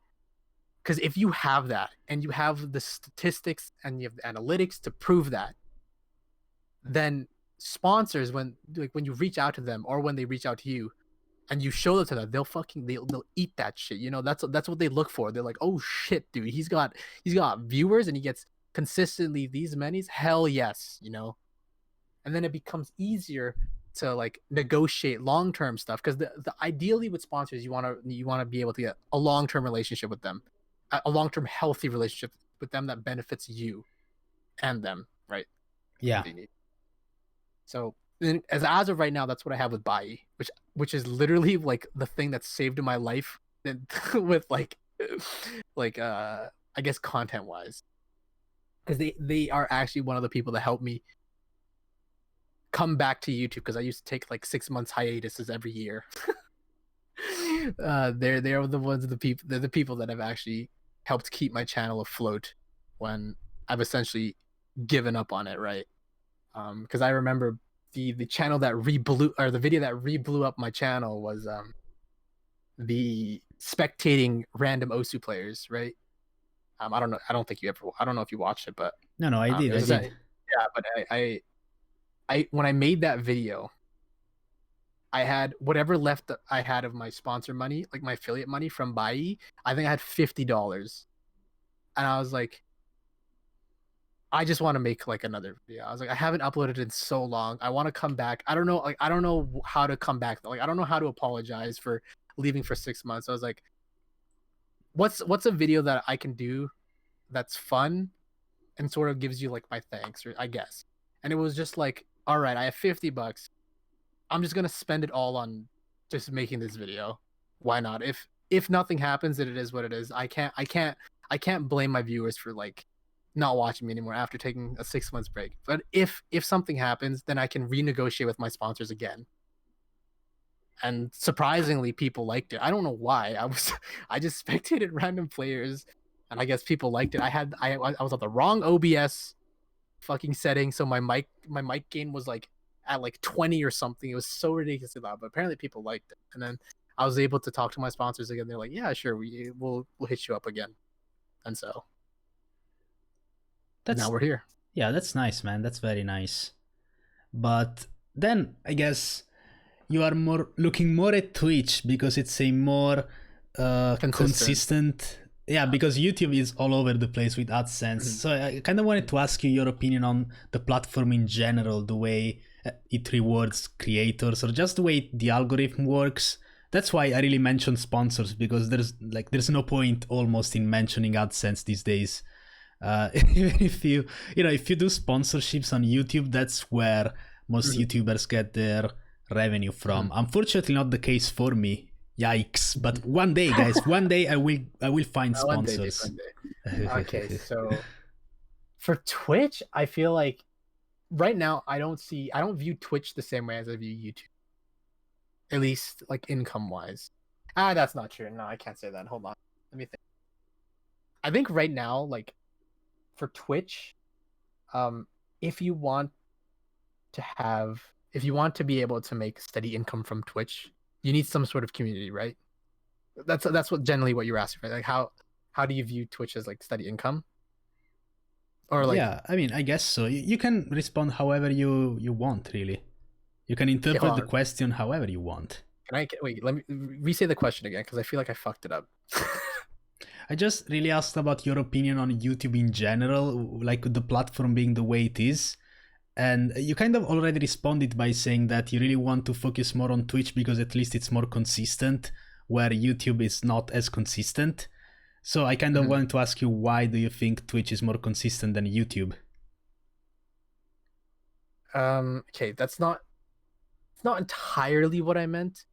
I actually think YouTube is more consistent than Twitch when it comes to viewership wise, because I think for people who are trying to start out on Twitch and are struggling, I think you need to realize, like, because Twitch doesn't have an algorithm to recommend you to other people, it's hard to get to start a community when you have none, right?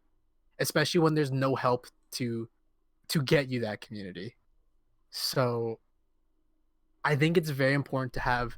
I think it's a great idea, and I actually think it's at this point mandatory to start off on YouTube first, get a following there, get a community there, build that up, and then you can introduce that community to Twitch. Once you get that, then you can start growing your Twitch. Then you can start sort of seeing a consistent income. It might not be as much as YouTube, but you start seeing like some sort of consistent income, comparative, right? Yeah. But then you have to also realize, if you're doing Twitch, you can't just give up on your YouTube, right? If you do Twitch, that's even more of a reasoning to keep growing your YouTube.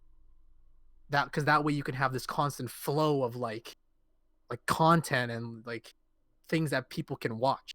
Like, you can't just do one or the other.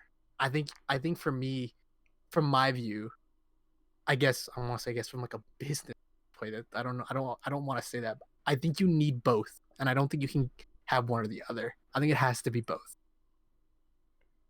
Yeah, that makes a lot of sense, especially because, as you said, there's no recommendations. At best, maybe someone hosts you, but most of the time it's just maybe someone follows your stream Like but one never or shows up again, or they just leave immediately. So yeah, that does really make a lot of sense in 2020, especially because Osu is not really that niche anymore. So many people stream it these days. It's very hard to find streamers with like 2 viewers, you know? Mm-hmm. Mm-hmm. That's kind of why whenever I host somebody, I try to host people who are not known already.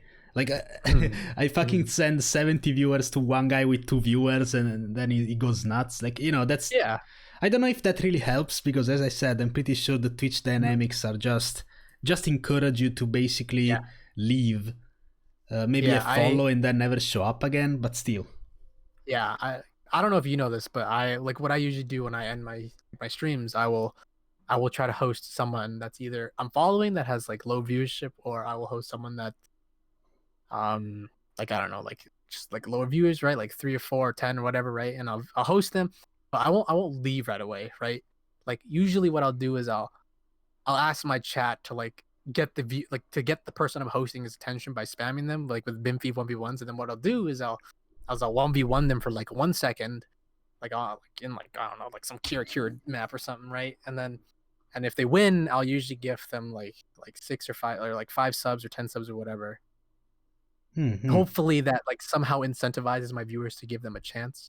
But I do think the best way to get that transfer of viewers is to find someone that sort of matches you, or like is like, you know, similar to you, because like your viewers are there to watch you, right?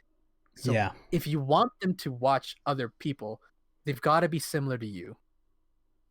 Yeah, absolutely. So, and it's hard to find that on this platform, right? Or at least in this niche, which is Osu. I don't know anyone yet that is sort of similar to me, but that's why I've spent these past couple of days, actually I've been like going through like the Osu streams, and I've been following people that I will potentially host the next time. That way I have this list and not having this awkward moment with my Twitch. I'm like, I don't know who to host, guys. I'm just going through these fucking lists. It feels so bad just seeing all these people. I'm just like, fuck, man, I don't want to host them, but you know, like it's just bad. So instead I followed like a bunch of people, and hopefully one day I'll toss them a host. Yeah, that's very nice, very nice. So now for some more lighthearted questions from my subs. Yeah, my bad. No, don't worry, man. Don't worry. Actually, I really quite enjoyed that. It was a very nice. I guess we turned away from Osu and we talked about some more personal stuff, which I always appreciate, because I mean, as much as we are entertainers, we are more, you know. First of all, we are people, and we all have our personal problems. Many people just assume that because you make content online and you're happy and shit, then you don't have any issues. But I mean, we are human, okay? Like that's exactly. Everyone has their insecurities and whatnot. Exactly. So to all the people that keep DMing me, suck my dick, like I'm not gonna talk to you, man. Like if you want to talk to me, just say something normal, dude. Talk to me like a person, and I'll talk to you, man. Like it's not hard. I read all my DMs. So if you're watching this and you're a person that has sent me something fucking stupid and you think I didn't see it, I definitely saw it and I just chose not to read it. Or I just chose not to reply back, because either I didn't know how or I just didn't want to, man. Yeah. Sorry. Definitely. Sorry. Definitely. 100%. All right. So the first question would be, how did you come up with the name Binfy? If you did, because apparently you didn't fucking create your own account. Yeah, no. People ask me this a lot, but I've answered this it's actually on my YouTube, but Binfy comes from League of Legends. It's an acronym. It stands for or abbreviation. Wait, I feel like I'm getting this mixed up. Whatever. Binfy actually stands for Blue is not for you. That was my old league name. Oh, that's very interesting. Blue is not for you. So that's Binfy. Yeah, because I used to main jungle, so. Well, I mean, unfortunately, baby. I don't know anything about League of Legends, but I'm assuming that, you know, there's got to be some inside joke there in that name. Yeah, people always fucking say that it's so weird that came from League. I'm like, it's fair enough, dude. I don't even know how I thought of it. I was just like, because when I wanted to get into Osu, I was like, God, I need a new name because my name on Osu used to be X Pure Souls X. God, like X I was like what? X Pure. Yeah, I'll type it to you. X. It used to be that. Pure Soul. Wow. That's my. It's still on my. It's on my Osu profile, like because like it has the because Osu has that feature where it shows you like your old IGNs. That it's literally the only other name I've had. X Pure Souls X. Yeah, well, that's actually fitting, so it's fine. What the fuck? Come on, Pure Soul. That's like a compliment, kinda, I guess. Well, shit. I do have another question, which it's not really that interesting. It's more of a meme question. But yeah, now that you have your first 7-star FC, are you ready to retire? No, I don't. I don't ever see myself ever quitting Osu. I feel like it's very hard to. Yeah, you are here forever. I mean, it's like I've taken breaks off of Osu, but it's never like I've like if I didn't like playing this game, I would have stopped years ago. But it's been wait, hold on. Wait, okay. It's I forgot what year it is, man. It's been 4 years and I've been consistently playing this. I might have stopped climbing, so to say. I might have stopped gaining ranks and I might have decayed, and my play count might as not be at my peak anymore. But I've still consistently played this game. I've played thousands. I think I've played like 1,000 play count almost every month. And it's like if I didn't like playing this game, I would have stopped playing it. And it's like Osu is just kind of the game that's just like always there for me whenever I need it. It's like because I play competitive games mostly, right? I play League, CS:GO, Valorant, Overwatch garbage game now though, but it's just like if I want a break from all of that, Osu's just always there for me. And it's the game that I know I can boot up if I want 10 minutes of just chill, like playing good maps, good songs, vibing. Osu will always be there for me. And I don't know any other game that will replace that. So I don't see myself ever quitting a game that is just there, like it's something that's just always at reach, and it's always I can play whenever I want. I can stop playing whenever I want. It's never like a long commit that I like when it comes to like compared to like fucking like 30-minute comp games. Do you ever? In a sense, playing Osu is very therapeutic, I guess. Ooh, okay. Yeah, I guess it's always been there and it will continue to be there. Did you ever aspire to become a top player, or do you just think it's not worth the effort? I think it's always worth the effort to put something you're passionate and motivated about. And I think at one point I did want to become a top player. Actually, I'd say I still do kind of want to be a top player, but I don't know if I'm entirely willing to put myself through the same thing I put myself like 4 years ago. Because like when I really grinded the game, my peak play count was like 5,000, 6,000 or something. And at that time, it was fine. But then I slowly realized like my hand and my wrist really started to get fucked because of it. And I think they've permanently have become fucked because of them.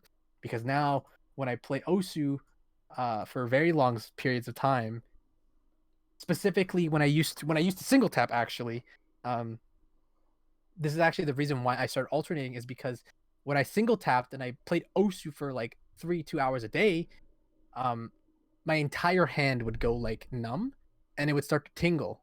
And that would stay there until I went to bed and I woke up the next morning, then it'd be fine. And Ooh, so that's like carpal tunnel shit. yeah, so you can see why I don't play this game as much as I did back then, because I'm not trying to like literally handicap myself, like. But this is also the reason why I started switching to alternating, because I realized I was putting too much stress on my single tapping finger, which in return would make these symptoms appear way faster than if I were to alternate, because when I'm alternating, I'm putting less, I'm evening out the stress, It's not just a single finger taking it, it's both, right? And I think when I alternate, I'm also putting less pressure. Like I'm not tapping as hard because I have like this really bad habit when I single tap is like I really like mash my finger.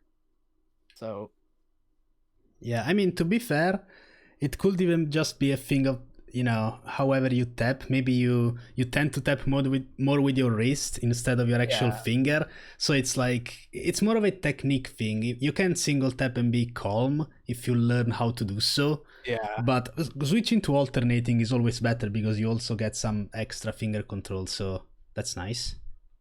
It's like the opposite for me though. I'm so fucked. Like I like when I alternate, like I don't know how to hit triples during double time. It's when there's a triple and then there's another triple afterwards, I'm so fucked. Or like if it's a single and then a triple during like a high BPM, like let's say like 280, 260 or something, even 240. It's just like my brain can't compute the finger control that follows that because I'm not used to alternating still. I've been alternating for a year. I still don't know how to fix that. Yeah, My it brain is takes a fucks very with long me. time to just rebuild your muscle memory. I know that because I mean, right now, nowadays I single tap up until 240 and then I think I start alternating. It really depends on the patterns. Mm. But when you build your muscle memory in a way so that you see a triple and you start with your index, it's very hard to Yeah, then start with your middle finger. yeah. It's so fucky with just my head, dude. Like mentally, my brain just goes, "Whoa, dude, you can't do that." It's like I'm like breaking a rule or something when I start a triple using my middle finger because I single tapped with my index, and so I've like hard built that into my muscle memory. Like all triples must be started with my index. So when I did it with my middle, it's just like it just felt so foreign and so like illegal, you know? I was just like, bro, I can't do that. Yeah. So another question from my subs would be, who are your personal favorite OSU content creators? Personal favorite. So I don't actually watch that much Osu content, despite being an Osu content creator. I do try to watch as much as I can though, but I don't watch as much. But um, favorite Osu content creator. I definitely say Koi Fish is up there just because. Well, he has great content. First of all, I'm not trying to undermine that, but he is also probably like as of right now one of the only relevant or like very very relevant Osu content creators. Um, purely not like okay, this is kind of like a question, but like because I'm speaking of like not just pure like highlight channel, like uploading replays. It's like actual like it's a separation from that. It's like actual Osu content that's not just purely gameplay, right? Yeah.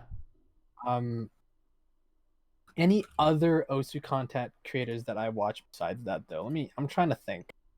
Who are other dude? I don't really watch that many, man. Maybe if this was like a question 4 years ago when like Happy Sticks and Wolf still uploaded, hell yeah. But they stopped doing YouTube.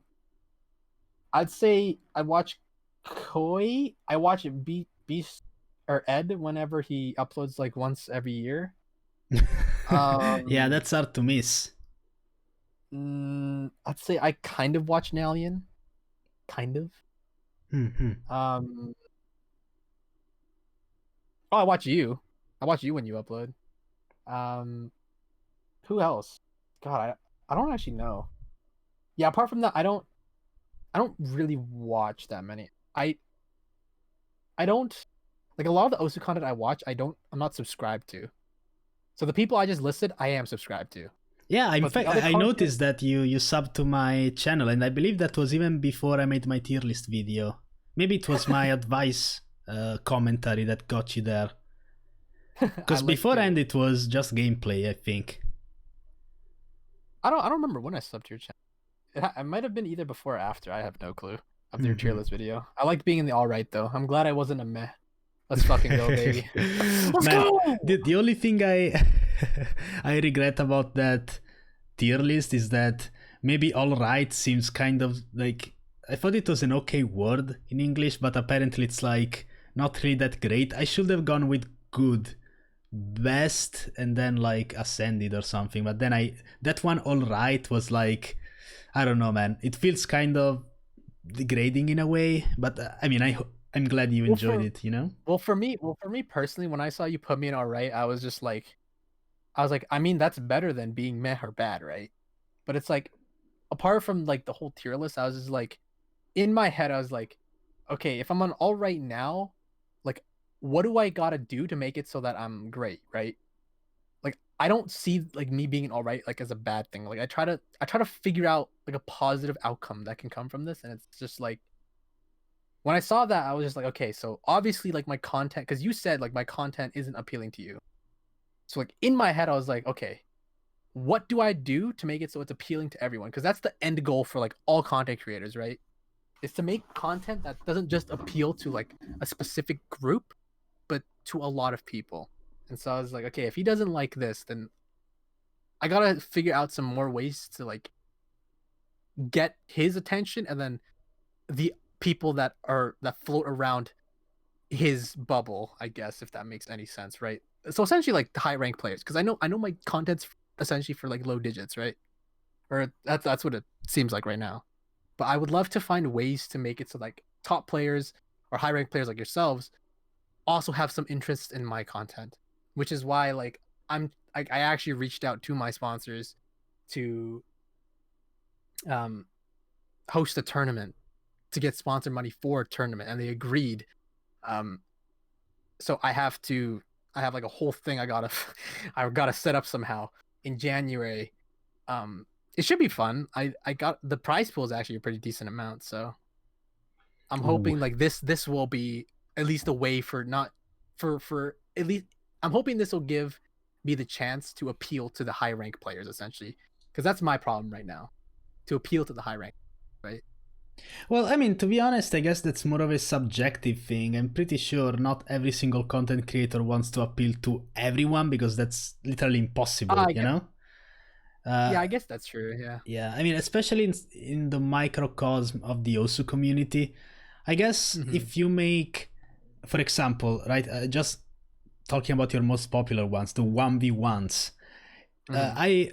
I did watch some of them, not all of them, for the Mm-hmm. entertainment value and because I know you and I know your personality. But for example, if you just look at the content for what it is gameplay wise, it's not really Mm-hmm. exciting for someone who's Yeah. used to high level High gameplay to level watch, you know, fucking Kira Kira days gameplay. Yeah, with exactly. stuff like Exactly. that.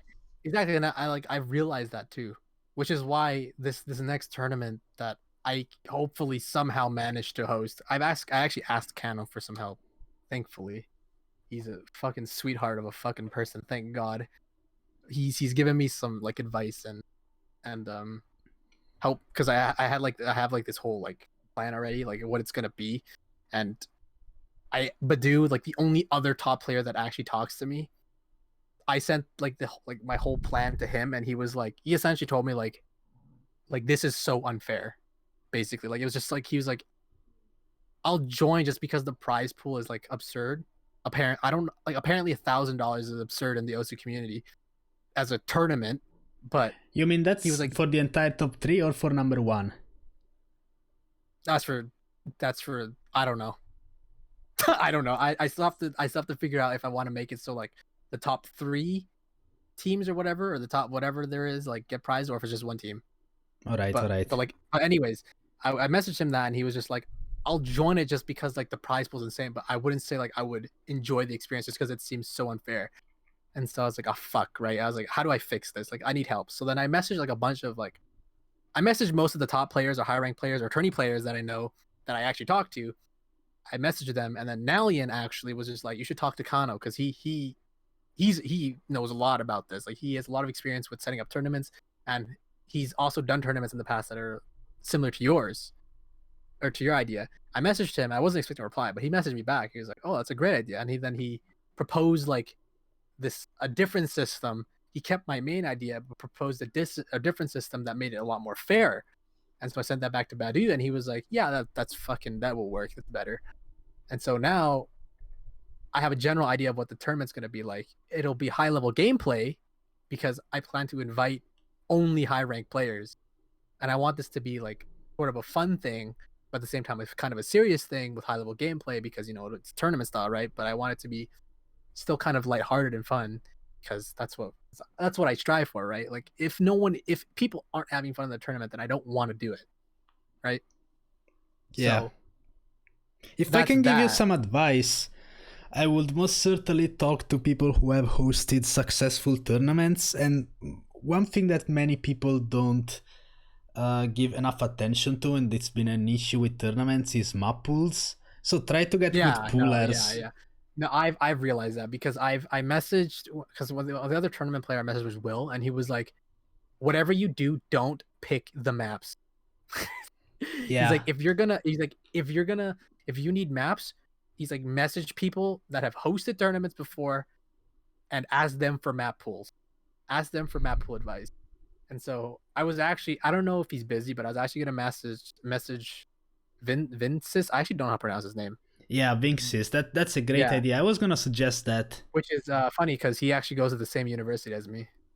Ooh, you can just meet him in the fucking hallway.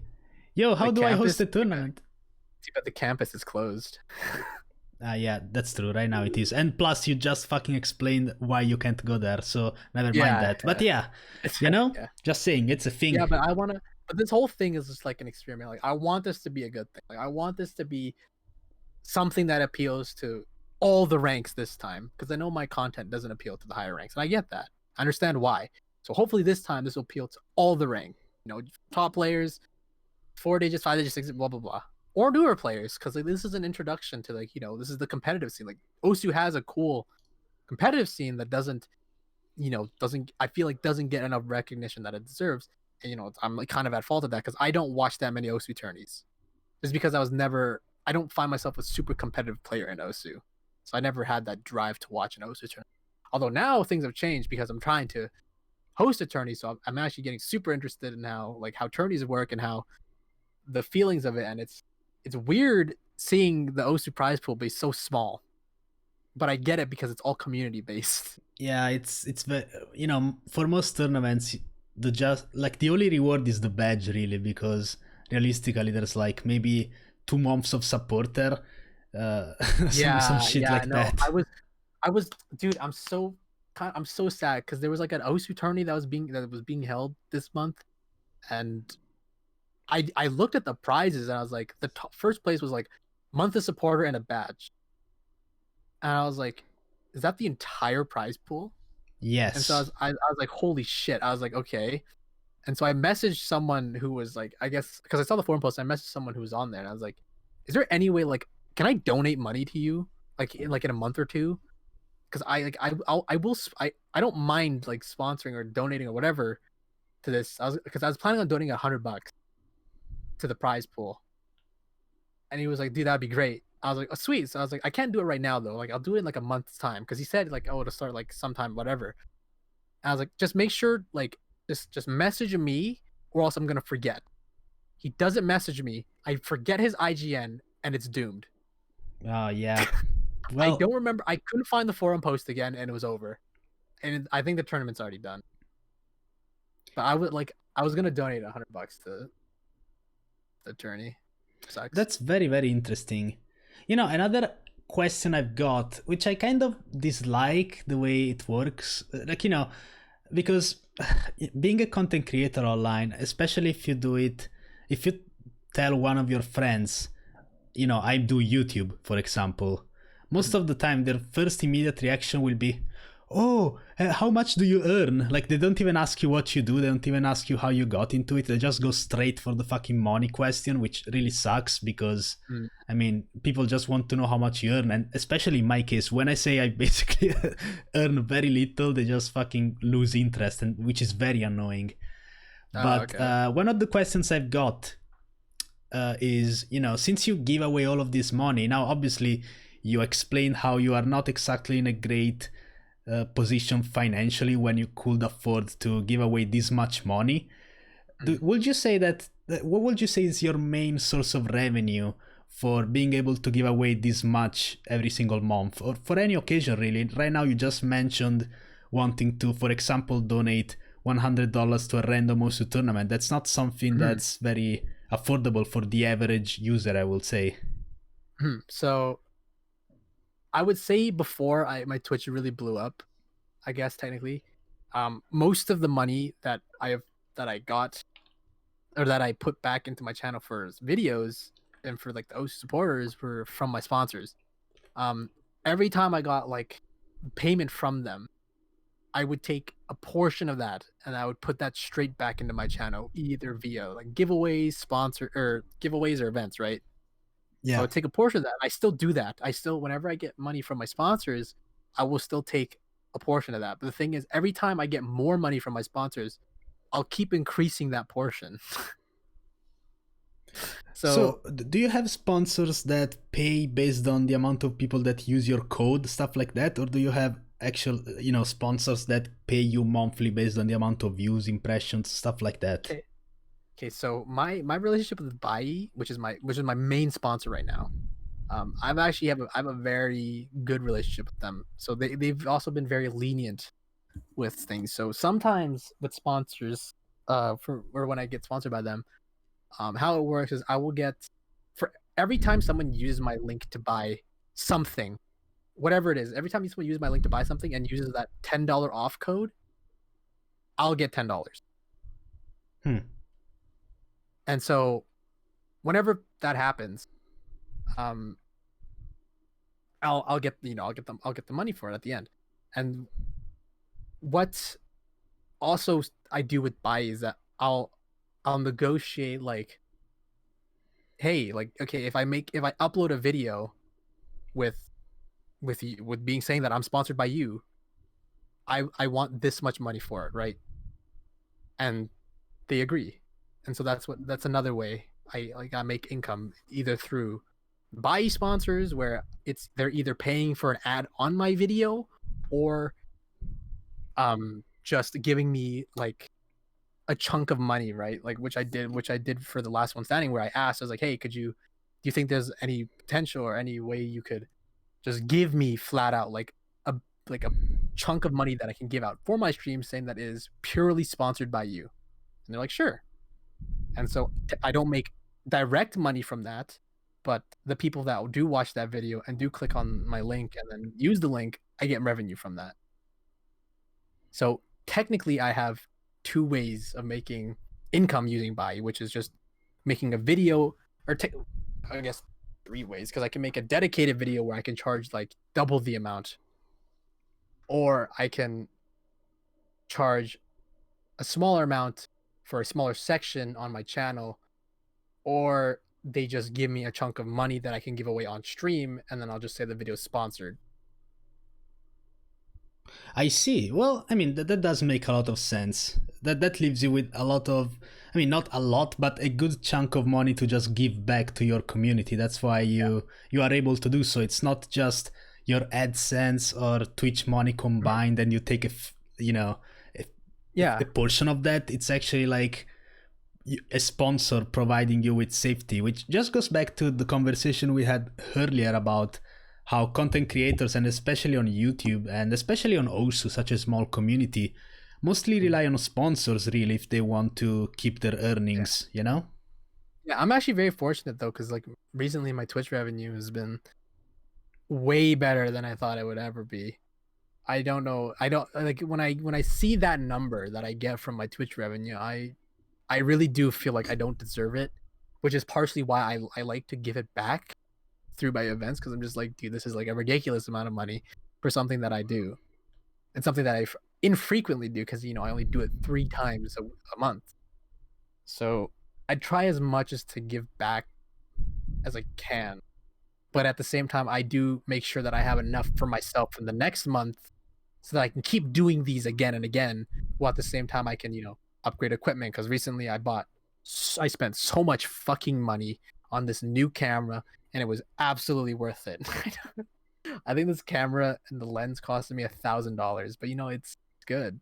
It looks great, and not to mention, I try to be very, I want to say like smart with my money.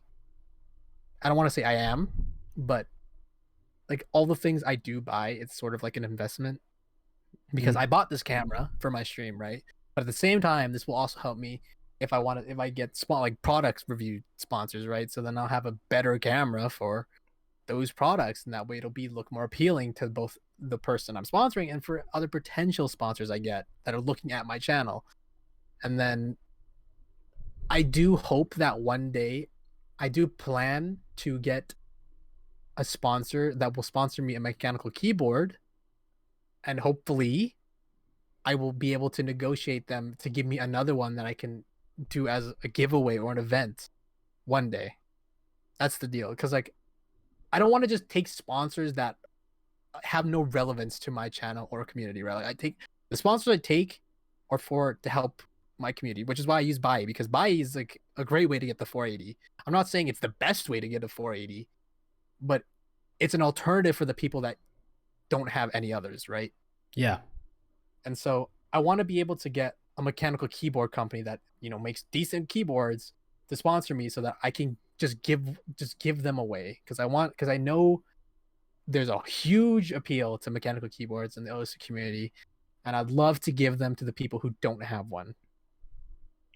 So when a company approaches you, for example, let's say, the most common ones for OSU tablets, not necessarily Wacom, but the minor ones like, I don't know, Gammon, XP Pen. Usually for most creators, it's like they just send you the tablet for free and they ask you to review it. So that way they can kind of advertise their brand on your channel, I suppose. Yeah. So did that ever happen to you, or do you usually just, even if they want to send you the tablet, you still ask for, for some extra because you're a big channel and whatnot? Yeah, okay, so back then I got emailed by XP and I was super excited because I knew nothing about like the YouTube business and sponsors, right? So I just took the tablet for free, right? And then I hated reviewing the video. I hate making product reviews, which is the reason why like any review on my channel that you see is like 5 minutes long, like max, because I despise making review videos. So when I made that review video, because they're fucking boring, man. I just don't like them. I just don't like them. It's like for at least for products like OSU tablets, like I don't know. I just dislike reviewing them. I don't know what it is. I just think the whole process is so boring. For keyboards, it's probably a different thing because I have an obsession with them. So there's a lot for me to talk about. But for tablets, it's just like, yo, you could draw on it, man. Like it's like I don't know. Like I don't know what to say about them. But yeah, I guess if you are a top player, it's kind of easier to do tablet reviews and maybe even more fun because you can do all sorts of comparison and try different types of maps. Maybe if your skill set is more limited, it almost feels like you are shooting the same video like 4 times if you review different models. Yeah, but like with keyboards as well, like you can talk about so many things. You can talk about the keycaps, the switches, the build itself, the lighting. Like there's so many things to talk. Like it's something that's actually interesting. For me, for tablets, like you just get the rectangle thing. You got a pen, you can move it. There you go.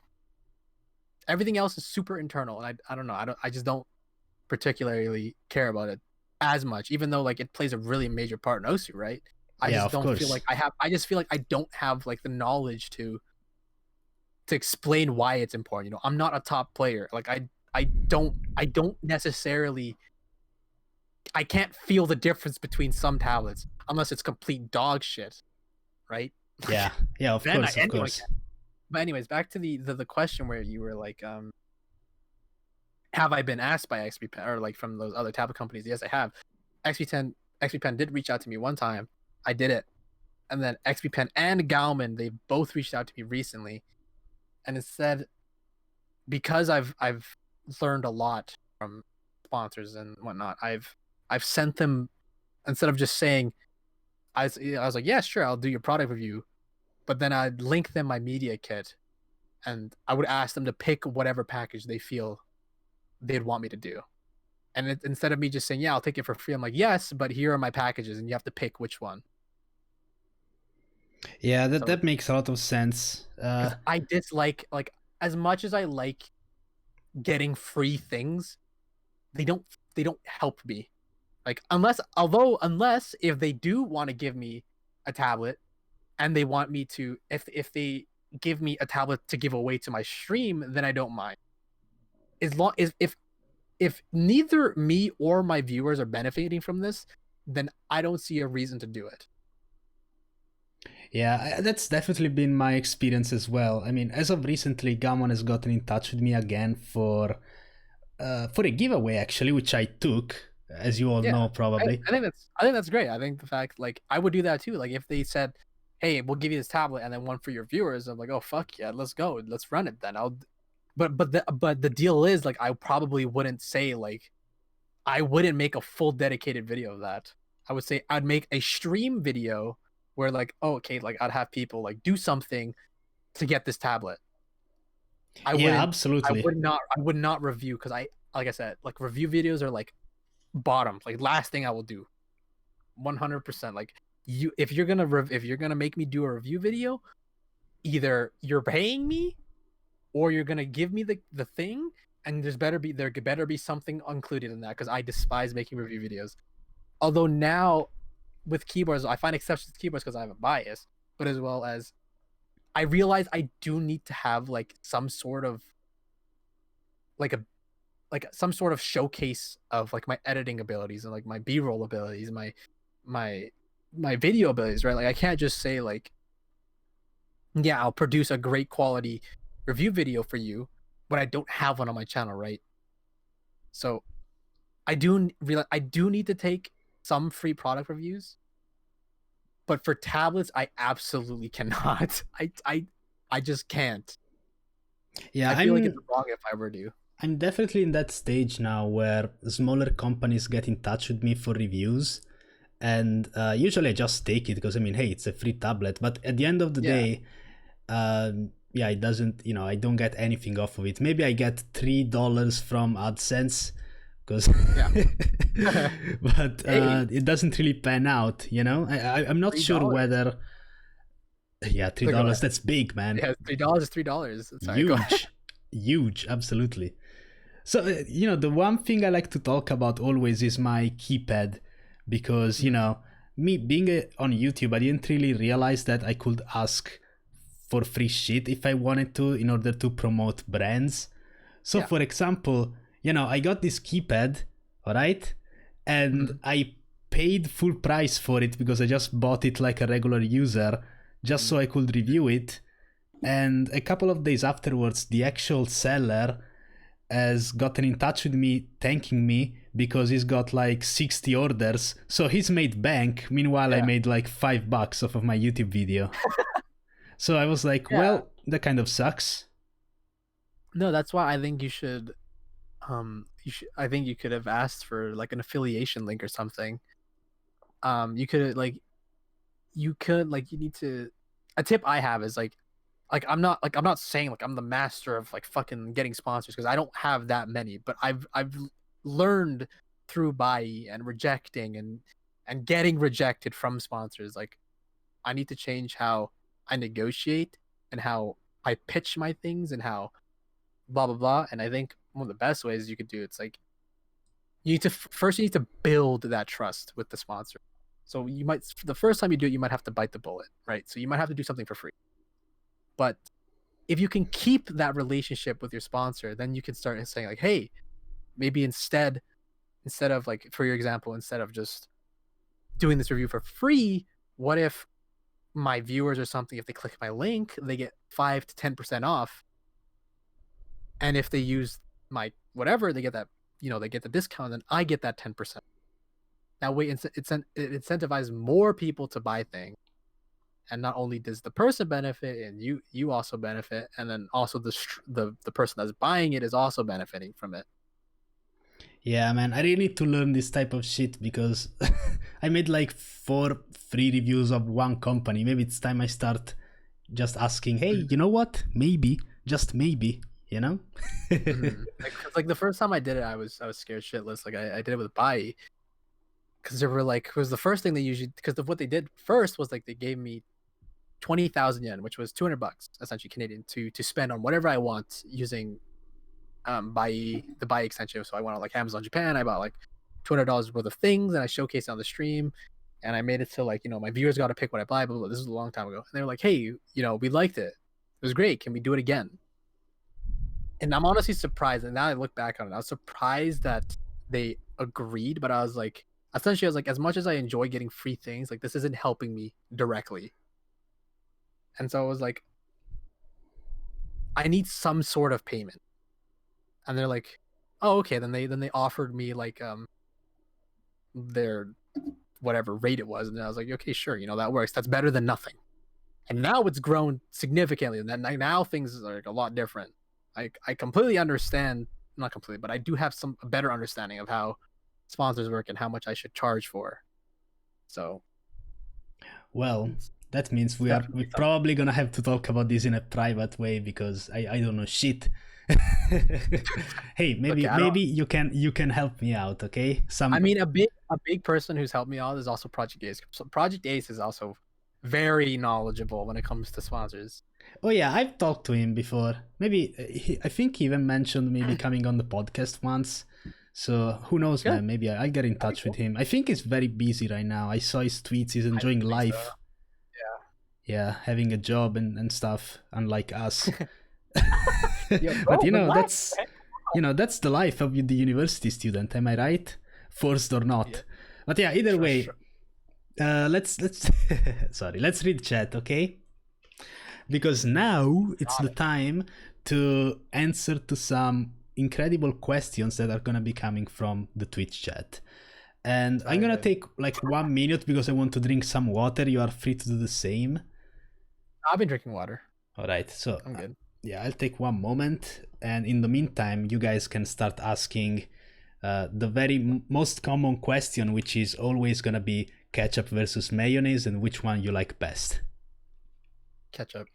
I fucking hate mayonnaise. Damn. I completely disagree with that. Actually, you know what? You know what? Hey, I actually used to agree with that, but after I've been to the Netherlands, I don't know, man. They just use mayonnaise there, and it's so fucking good on fries. And after that, I basically never looked back. Maybe one day you'll be blessed. I can eat a very small amount of mayonnaise. Like mayonnaise on like a very, very subtle amount of mayonnaise on like a burger, I won't mind. But like if fries into mayonnaise, I would probably vomit. I dislike mayonnaise a lot. Jesus. I don't know. I just don't like it. Yeah, I mean that's okay. That's fine. How do you hate mayo? He already responded, guys. Ketchup is just, dude, it's just been there since day one, man. Let's go. Ooh, that's an interesting one. Why is your Twitch username Ifnib instead of Binfy? Because some fucking idiot took Binfy. Who the fuck takes Binfy, man? Someone actually took Binfy? Yeah, someone took Binfy. I don't... Dude, that's why, like, originally my name used to be The Only Binfy on Twitch, because I was like, fuck, I want to include Binfy, but then I was like, dude, it's too long. This looks disgusting. And so my caveman brain was like, just Binfy backwards. I don't care. Yeah, I see that you have used that method even on Twitter, actually. Because I'm assuming someone took that handle as well. Yeah. Dude, I'm telling you, there is this fucking user on Twitter called Spaza17 in the handle. And it's like a random fucking account from 2006 who has made one tweet, has no avatar. And now because of that shit, I can't get it in my handle. So I have to use my full, long, old name. Like, it's so stupid, man. So stupid. Why do you despise Kira Kira Days so much? Well, I think it's because of the retries, but yeah. It's because, dude, no, it's the mind block. Listen, the triangles, no cap, they're like the hardest part of the whole goddamn map. I actually, like, I don't understand, like, why they're so difficult for me. Like, it's probably because I retried so much, but, like, when I try to hit the triangles, it feels like I'm hitting a completely different pattern. Like, yeah, I don't get it. The triangle in Kira Kira Days is extremely tough. That's the hardest part of the map with double time. I don't know with no mod, but you know. I just feel awkward. I don't know what it is about it. It doesn't even feel like I'm hitting a triangle. Like when I do hit the triangle, I'm just like, I didn't even when I hit a triangle, I'm just like, I felt like I was hitting a different note, man. Like I felt like I was hitting a different pattern. Like it didn't feel like I moved my pen in a triangle, you know. I was like, bro, this just felt like I made like a square or something. I don't know. Like I don't know why it's so hard. Women or hit circles? You're weird, man. What a question, man. I mean, if you're talking about 2D women, then Binfy's an expert on that, right? I don't know about the real Hell ones. yeah. I pick titties over fucking hit circles. What the fuck? Anime tie-dyes? Let's run it. Let's fucking go, dude. Exactly. Don't look at my likes though. That's all I gotta say. If you don't want to be get in trouble, don't look at it. I gotta say, this I'm not getting any actual high Q questions. Usually there's at least one interesting one, but right now I have some shit like, what is Binfy's real name? Like, how the fuck am I gonna ask that? It's my real name. The thing is, like, my URL is my full name. Oh, Like, really? yeah, it is. I have like an alternate, like so like there's Binfy, there's like youtube.com/c/Binfy, but then you can also connect to my channel just using my full name, which is youtube.com/KyleMem. I see. Well, I mean, to be honest, it's not like my number is private info either, because it's on my PayPal. So if someone donates to me, they can see my name and surname. But honestly, I don't mind, because what are you gonna do? Are you gonna fucking search my Facebook profile, like, which I haven't opened in like 3 years? I don't really mind. Yeah, I mean, I don't know. Oh, actually, I got a good one. Do you have any pets? Yeah, I have 5 cats. 5 cats? Damn. My mom's kind of a crackhead. Like she's been feeding like stray cats like ever since she moved to Canada in this apartment, because she loves cats. Like she cares about animals a lot. And so all of the cats that I and my parents have owned in our life have all been stray cats. They've all been stray cats that we've adopted. And my mom really she went real cracked mode this time, and she adopted because they usually come to our apartment to eat, because my mom always leaves food for them at night. And this time it was like a mother cat, and she was pregnant, and my mom just decided to adopt fucking 5 kittens, man. Or 4 kittens, sorry. You know, that might sound like a lot, but after speaking to Idki, I'm sorry, but these are rookie numbers, mate. He has 20. I heard that. How? 20 cats. How, man? Yeah. He's insane, man. He's insane. What a gamer. How do you have 20 cats, dog? That dude, the piss and shit must smell so bad. Well, you know, I guess it's the same thing where his mom and just his family in general really cares about stray cats and whatever. Maybe they don't keep all 20, of course, but it's still a very huge number to take care of, you know? Are they all in the house, or are they like, do they leave them like outside or something? I can't remember exactly. I think at least 10 are in the house, and maybe others are just from the garden or whatever. I can't really remember in detail, but hey, you guys, if you want to find out, you can just listen to my podcast with Idki. But yeah, and either way, true. Well, like the reason why 5 cats I think goes a lot to me, because I live in an apartment, right? So it's very not spacious in here. Oh yeah, so wait, living in an apartment, I guess you don't have a garden then. You live in an apartment complex, right? Yeah. Alright, yeah, that makes sense. I mean, what the fuck? Then 5 cats in a small apartment, that's gonna be a bit of a nightmare, but... That's what I'm saying. Yeah. It's the struggle, dude. Yeah. I remember I used to have 1 cat, but that was really it, and I was a child, so I don't really remember as much, but... He wasn't in my house, funnily enough, because my house isn't really that big in the first place. I think he was in... like the place my parents work at, which is like a lab kind of building structure, because they work in graphic design and whatnot, so they make fucking, you know, stuff for shops. Like, I don't know, like, what's the precise word, man? Like advertisement things that, like the fucking signs, that's how they're called in English. Signs, yeah. Signs for like entrance of shops and stuff like that. They do that. They create those. So they have a very large space where they can work with all sorts of equipment, machinery to make those things, basically. So my cat was there. Oh, okay. How many languages can you speak? 1.1.10523. I don't know, dude. Only English? So I'm supposed to be able to speak Mon, which is my parents' language. Mon? Yeah, it's from Burma, Myanmar. Ooh, that's It's wow. a dialect, Burma. That's a very specific type of language, I guess. Yeah, I'm supposed to be able to speak. I can't. I can. I can say like. I'll say like rice. I'll always say rice in my language. I will say like mom and dad in my language. I will say shower in my language, but apart from that, that's it. I can't speak it whatsoever. I can understand it to an extent if you speak slow, but I Hmm. can't speak my language at all generally. That's interesting. That's very interesting. Well, I guess people ask you because they know I can speak English, Italian, a bit of Spanish, and maybe just a tiny bit of French. But I think my French is basically Oh, like your main language because I can maybe don't even understand it, but can't don't talk speak about. it. I fucking hate French so much. Oh my god. Yeah, man, it's so annoying. Well, because like I don't know how it works in Italy, but like cause obviously like, Canada's like a very bilingual what's the word? Fucking Bilingual. some yeah, bilingual country, right? So we have to learn French in junior high and elementary, up until high school, where you have the option to either go into Spanish and then drop French. But oh my god, dude, French in I'm so bad at French, dude. I think my highest mark in French ever was like a 65%.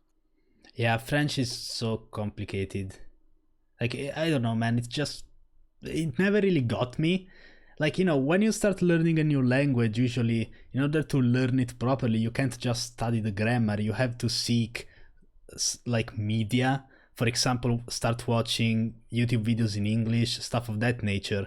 And I've done my fair share of that, especially with English, but also for Spanish, because I generally do enjoy the language. But for Mhm. French, I never even really seeked any of that. I just stick to the fucking grammar and I would listen to the teacher speaking, and that was it. I never really went out of my way to perfect it because I didn't like the language. Yeah, trust me, I didn't try to perfect French either. Never once did I try.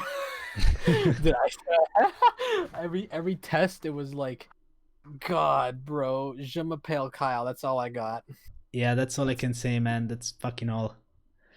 yeah, What is tough. Binfy's favorite keyboard switch? Um, that's a hard one because I have a favorite switch for Osu, and then I have a preference for everything else. Alright, let's say for Osu and then for just typing in general. For Osu, I have cherry browns because I've been using them since day one. Hmm, hmm, So hmm. I'm very used to the tactile or to the tactile bump. For typing, I prefer cherry blues. But because I got this custom keyboard and these Gatoron creamy yellow switches, these are also fucking amazing to type to or type on. So Creamy if anything, yellows? Did I hear that correctly? yeah, they're Gatoron cream yellows or something, yellow creams, and they feel like and they're lubed and they feel like you're typing on a cloud. It's Damn. actually like the most pleasant thing ever. That's how the kids say these days. That's pretty pogchamp, in my opinion. See, I'm trying to relate to the hashtag Osu community. See, 15-year-olds in chat. That's pretty True. poggers. Wait, how old are you? I'm 21. How Oh, old are you? you're older than me. People say I look 12. Damn. I'm Uh, I, 20. I, yeah, you're 20. Yeah, well, you're not that young. You're very close to me. Trust Yeah, me. dude. People say I look like 15 or 16, man. Like I'm turning 21 next month, man. Like come on. Ooh, that's exciting. I'm actually gonna turn 22 in February, so I still got some time to enjoy. So good. My birthday is like at a poggers month or at the because my birthday's on November 27th. That's right before Black Friday, right before Boxing Day, which is a Canada holiday sale thing, and then right before Cyber Monday. That's insane, bro. A poggers month. What a Dude, sentence. because like if I don't usually get that many presents on my birthday, but when I get money for my birthday, oh my god, you fucking bet I'm about to spend it on Black Friday or Boxing Day or Cyber Monday, dude. Yeah. It's insane. If I were a smart person, I would have waited until Cyber, or just Black Friday or anything really, to get my new setup. But I'm way too impatient for that. So as soon Oh as I yeah, reached my donation goal, I just fucking went out and bought everything, even if I ended up spending some extra money. Yeah, word, me too, man. Oh, but congrats on getting your new PC, dude. Thank you, man. See, it's Are you, been are you are you using it right now? no. Right now, I'm using my old one because I'm planning on basically moving out with my new PC because I'm gonna be back in my Okay. university apartment, hopefully. Oh, okay. And at that point, I will use my newer and better PC so I can stream every day, way better. And, oh, by the way, Okay. going back to the subject, you don't really have to stream 4 days, dude. Like 4 hours, dude. You can stream 2 hours a day, and that's gonna be plenty. You know, Yeah, like that's true. one of your worries was that how do people manage to stream for this long? And I definitely agree with you. But if you split that amount, that's like 2 hours a day. That's 12 hours of streaming. You know? Yeah, but I'm talking like for long term, like to the point where this becomes my job. You know, Yeah. Well, at that point, I guess there needs to like be you have some kind to. of organization. Yeah. Yeah, like you kind of I get that. I'm just like holy shit, dude. The people who do that though, like my god. How? Yeah, I mean, it probably just becomes just like so natural. It's like you probably just feel like you're just talking to another person, even though you got like what 40 fucking like thousand people watching you, thousands of people, and you're just treating it as like a single person. Yeah. You know, I found out that some streamers like to refer to their chat as more of an entity, so they say, "Yeah, what's up, chat?" But honestly, I don't like to do that because I feel like it takes away the individuality of viewers. But that's I a think thing I do. I think it's just because like when you start growing and you start your viewers go from like from 10 to then 50 then to 100 then to 500 then to 1,000. It's like it becomes hard to just like talk to people one-on-one in chat, just because there's too many. So then I feel like eventually it just becomes habit where you just like call chat just chat. It's never just like a single person anymore because Yeah. it's just so hard to read all these names and there's just so many people talking at the same time asking you different questions like hey, like 50 different people want you to recognize them. It's like holy shit, bro, I can't right now. Yeah. All right. So people are telling me in chat that this is extremely long and it's gonna take forever to upload on my channel. So I just want to kind of wrap things up with this actual good My question, which is, Binfy, you plan on streaming / making content for a game other than Osu? bad. Dude, I got no fucking clue. I would like to. I feel like it's inevitable. If I want to make or if I want to make streaming a career, I think for me because I'm not good at Osu as like Ed per se because he's actually good at the game, right? So just his gameplay itself is entertaining enough. Um, I feel like I would probably end up have to sort of branch out and do things, but I don't know when that'll ever happen. So yeah, I got no fucking clue. Yeah. Well, I don't even times I are don't even very know uncertain. I don't even know if like this right now will be sustainable, right? Like I don't know if I can make this a living, quote unquote. Yet I'm just doing it for fun as of right now. Yeah. Actually, so you being 20, does that mean you are at your second year of college right now or third? My second year. All right. Because I got into university real late because I failed math twice in high school, so I had to actually upgrade. I had to spend 2 years upgrading.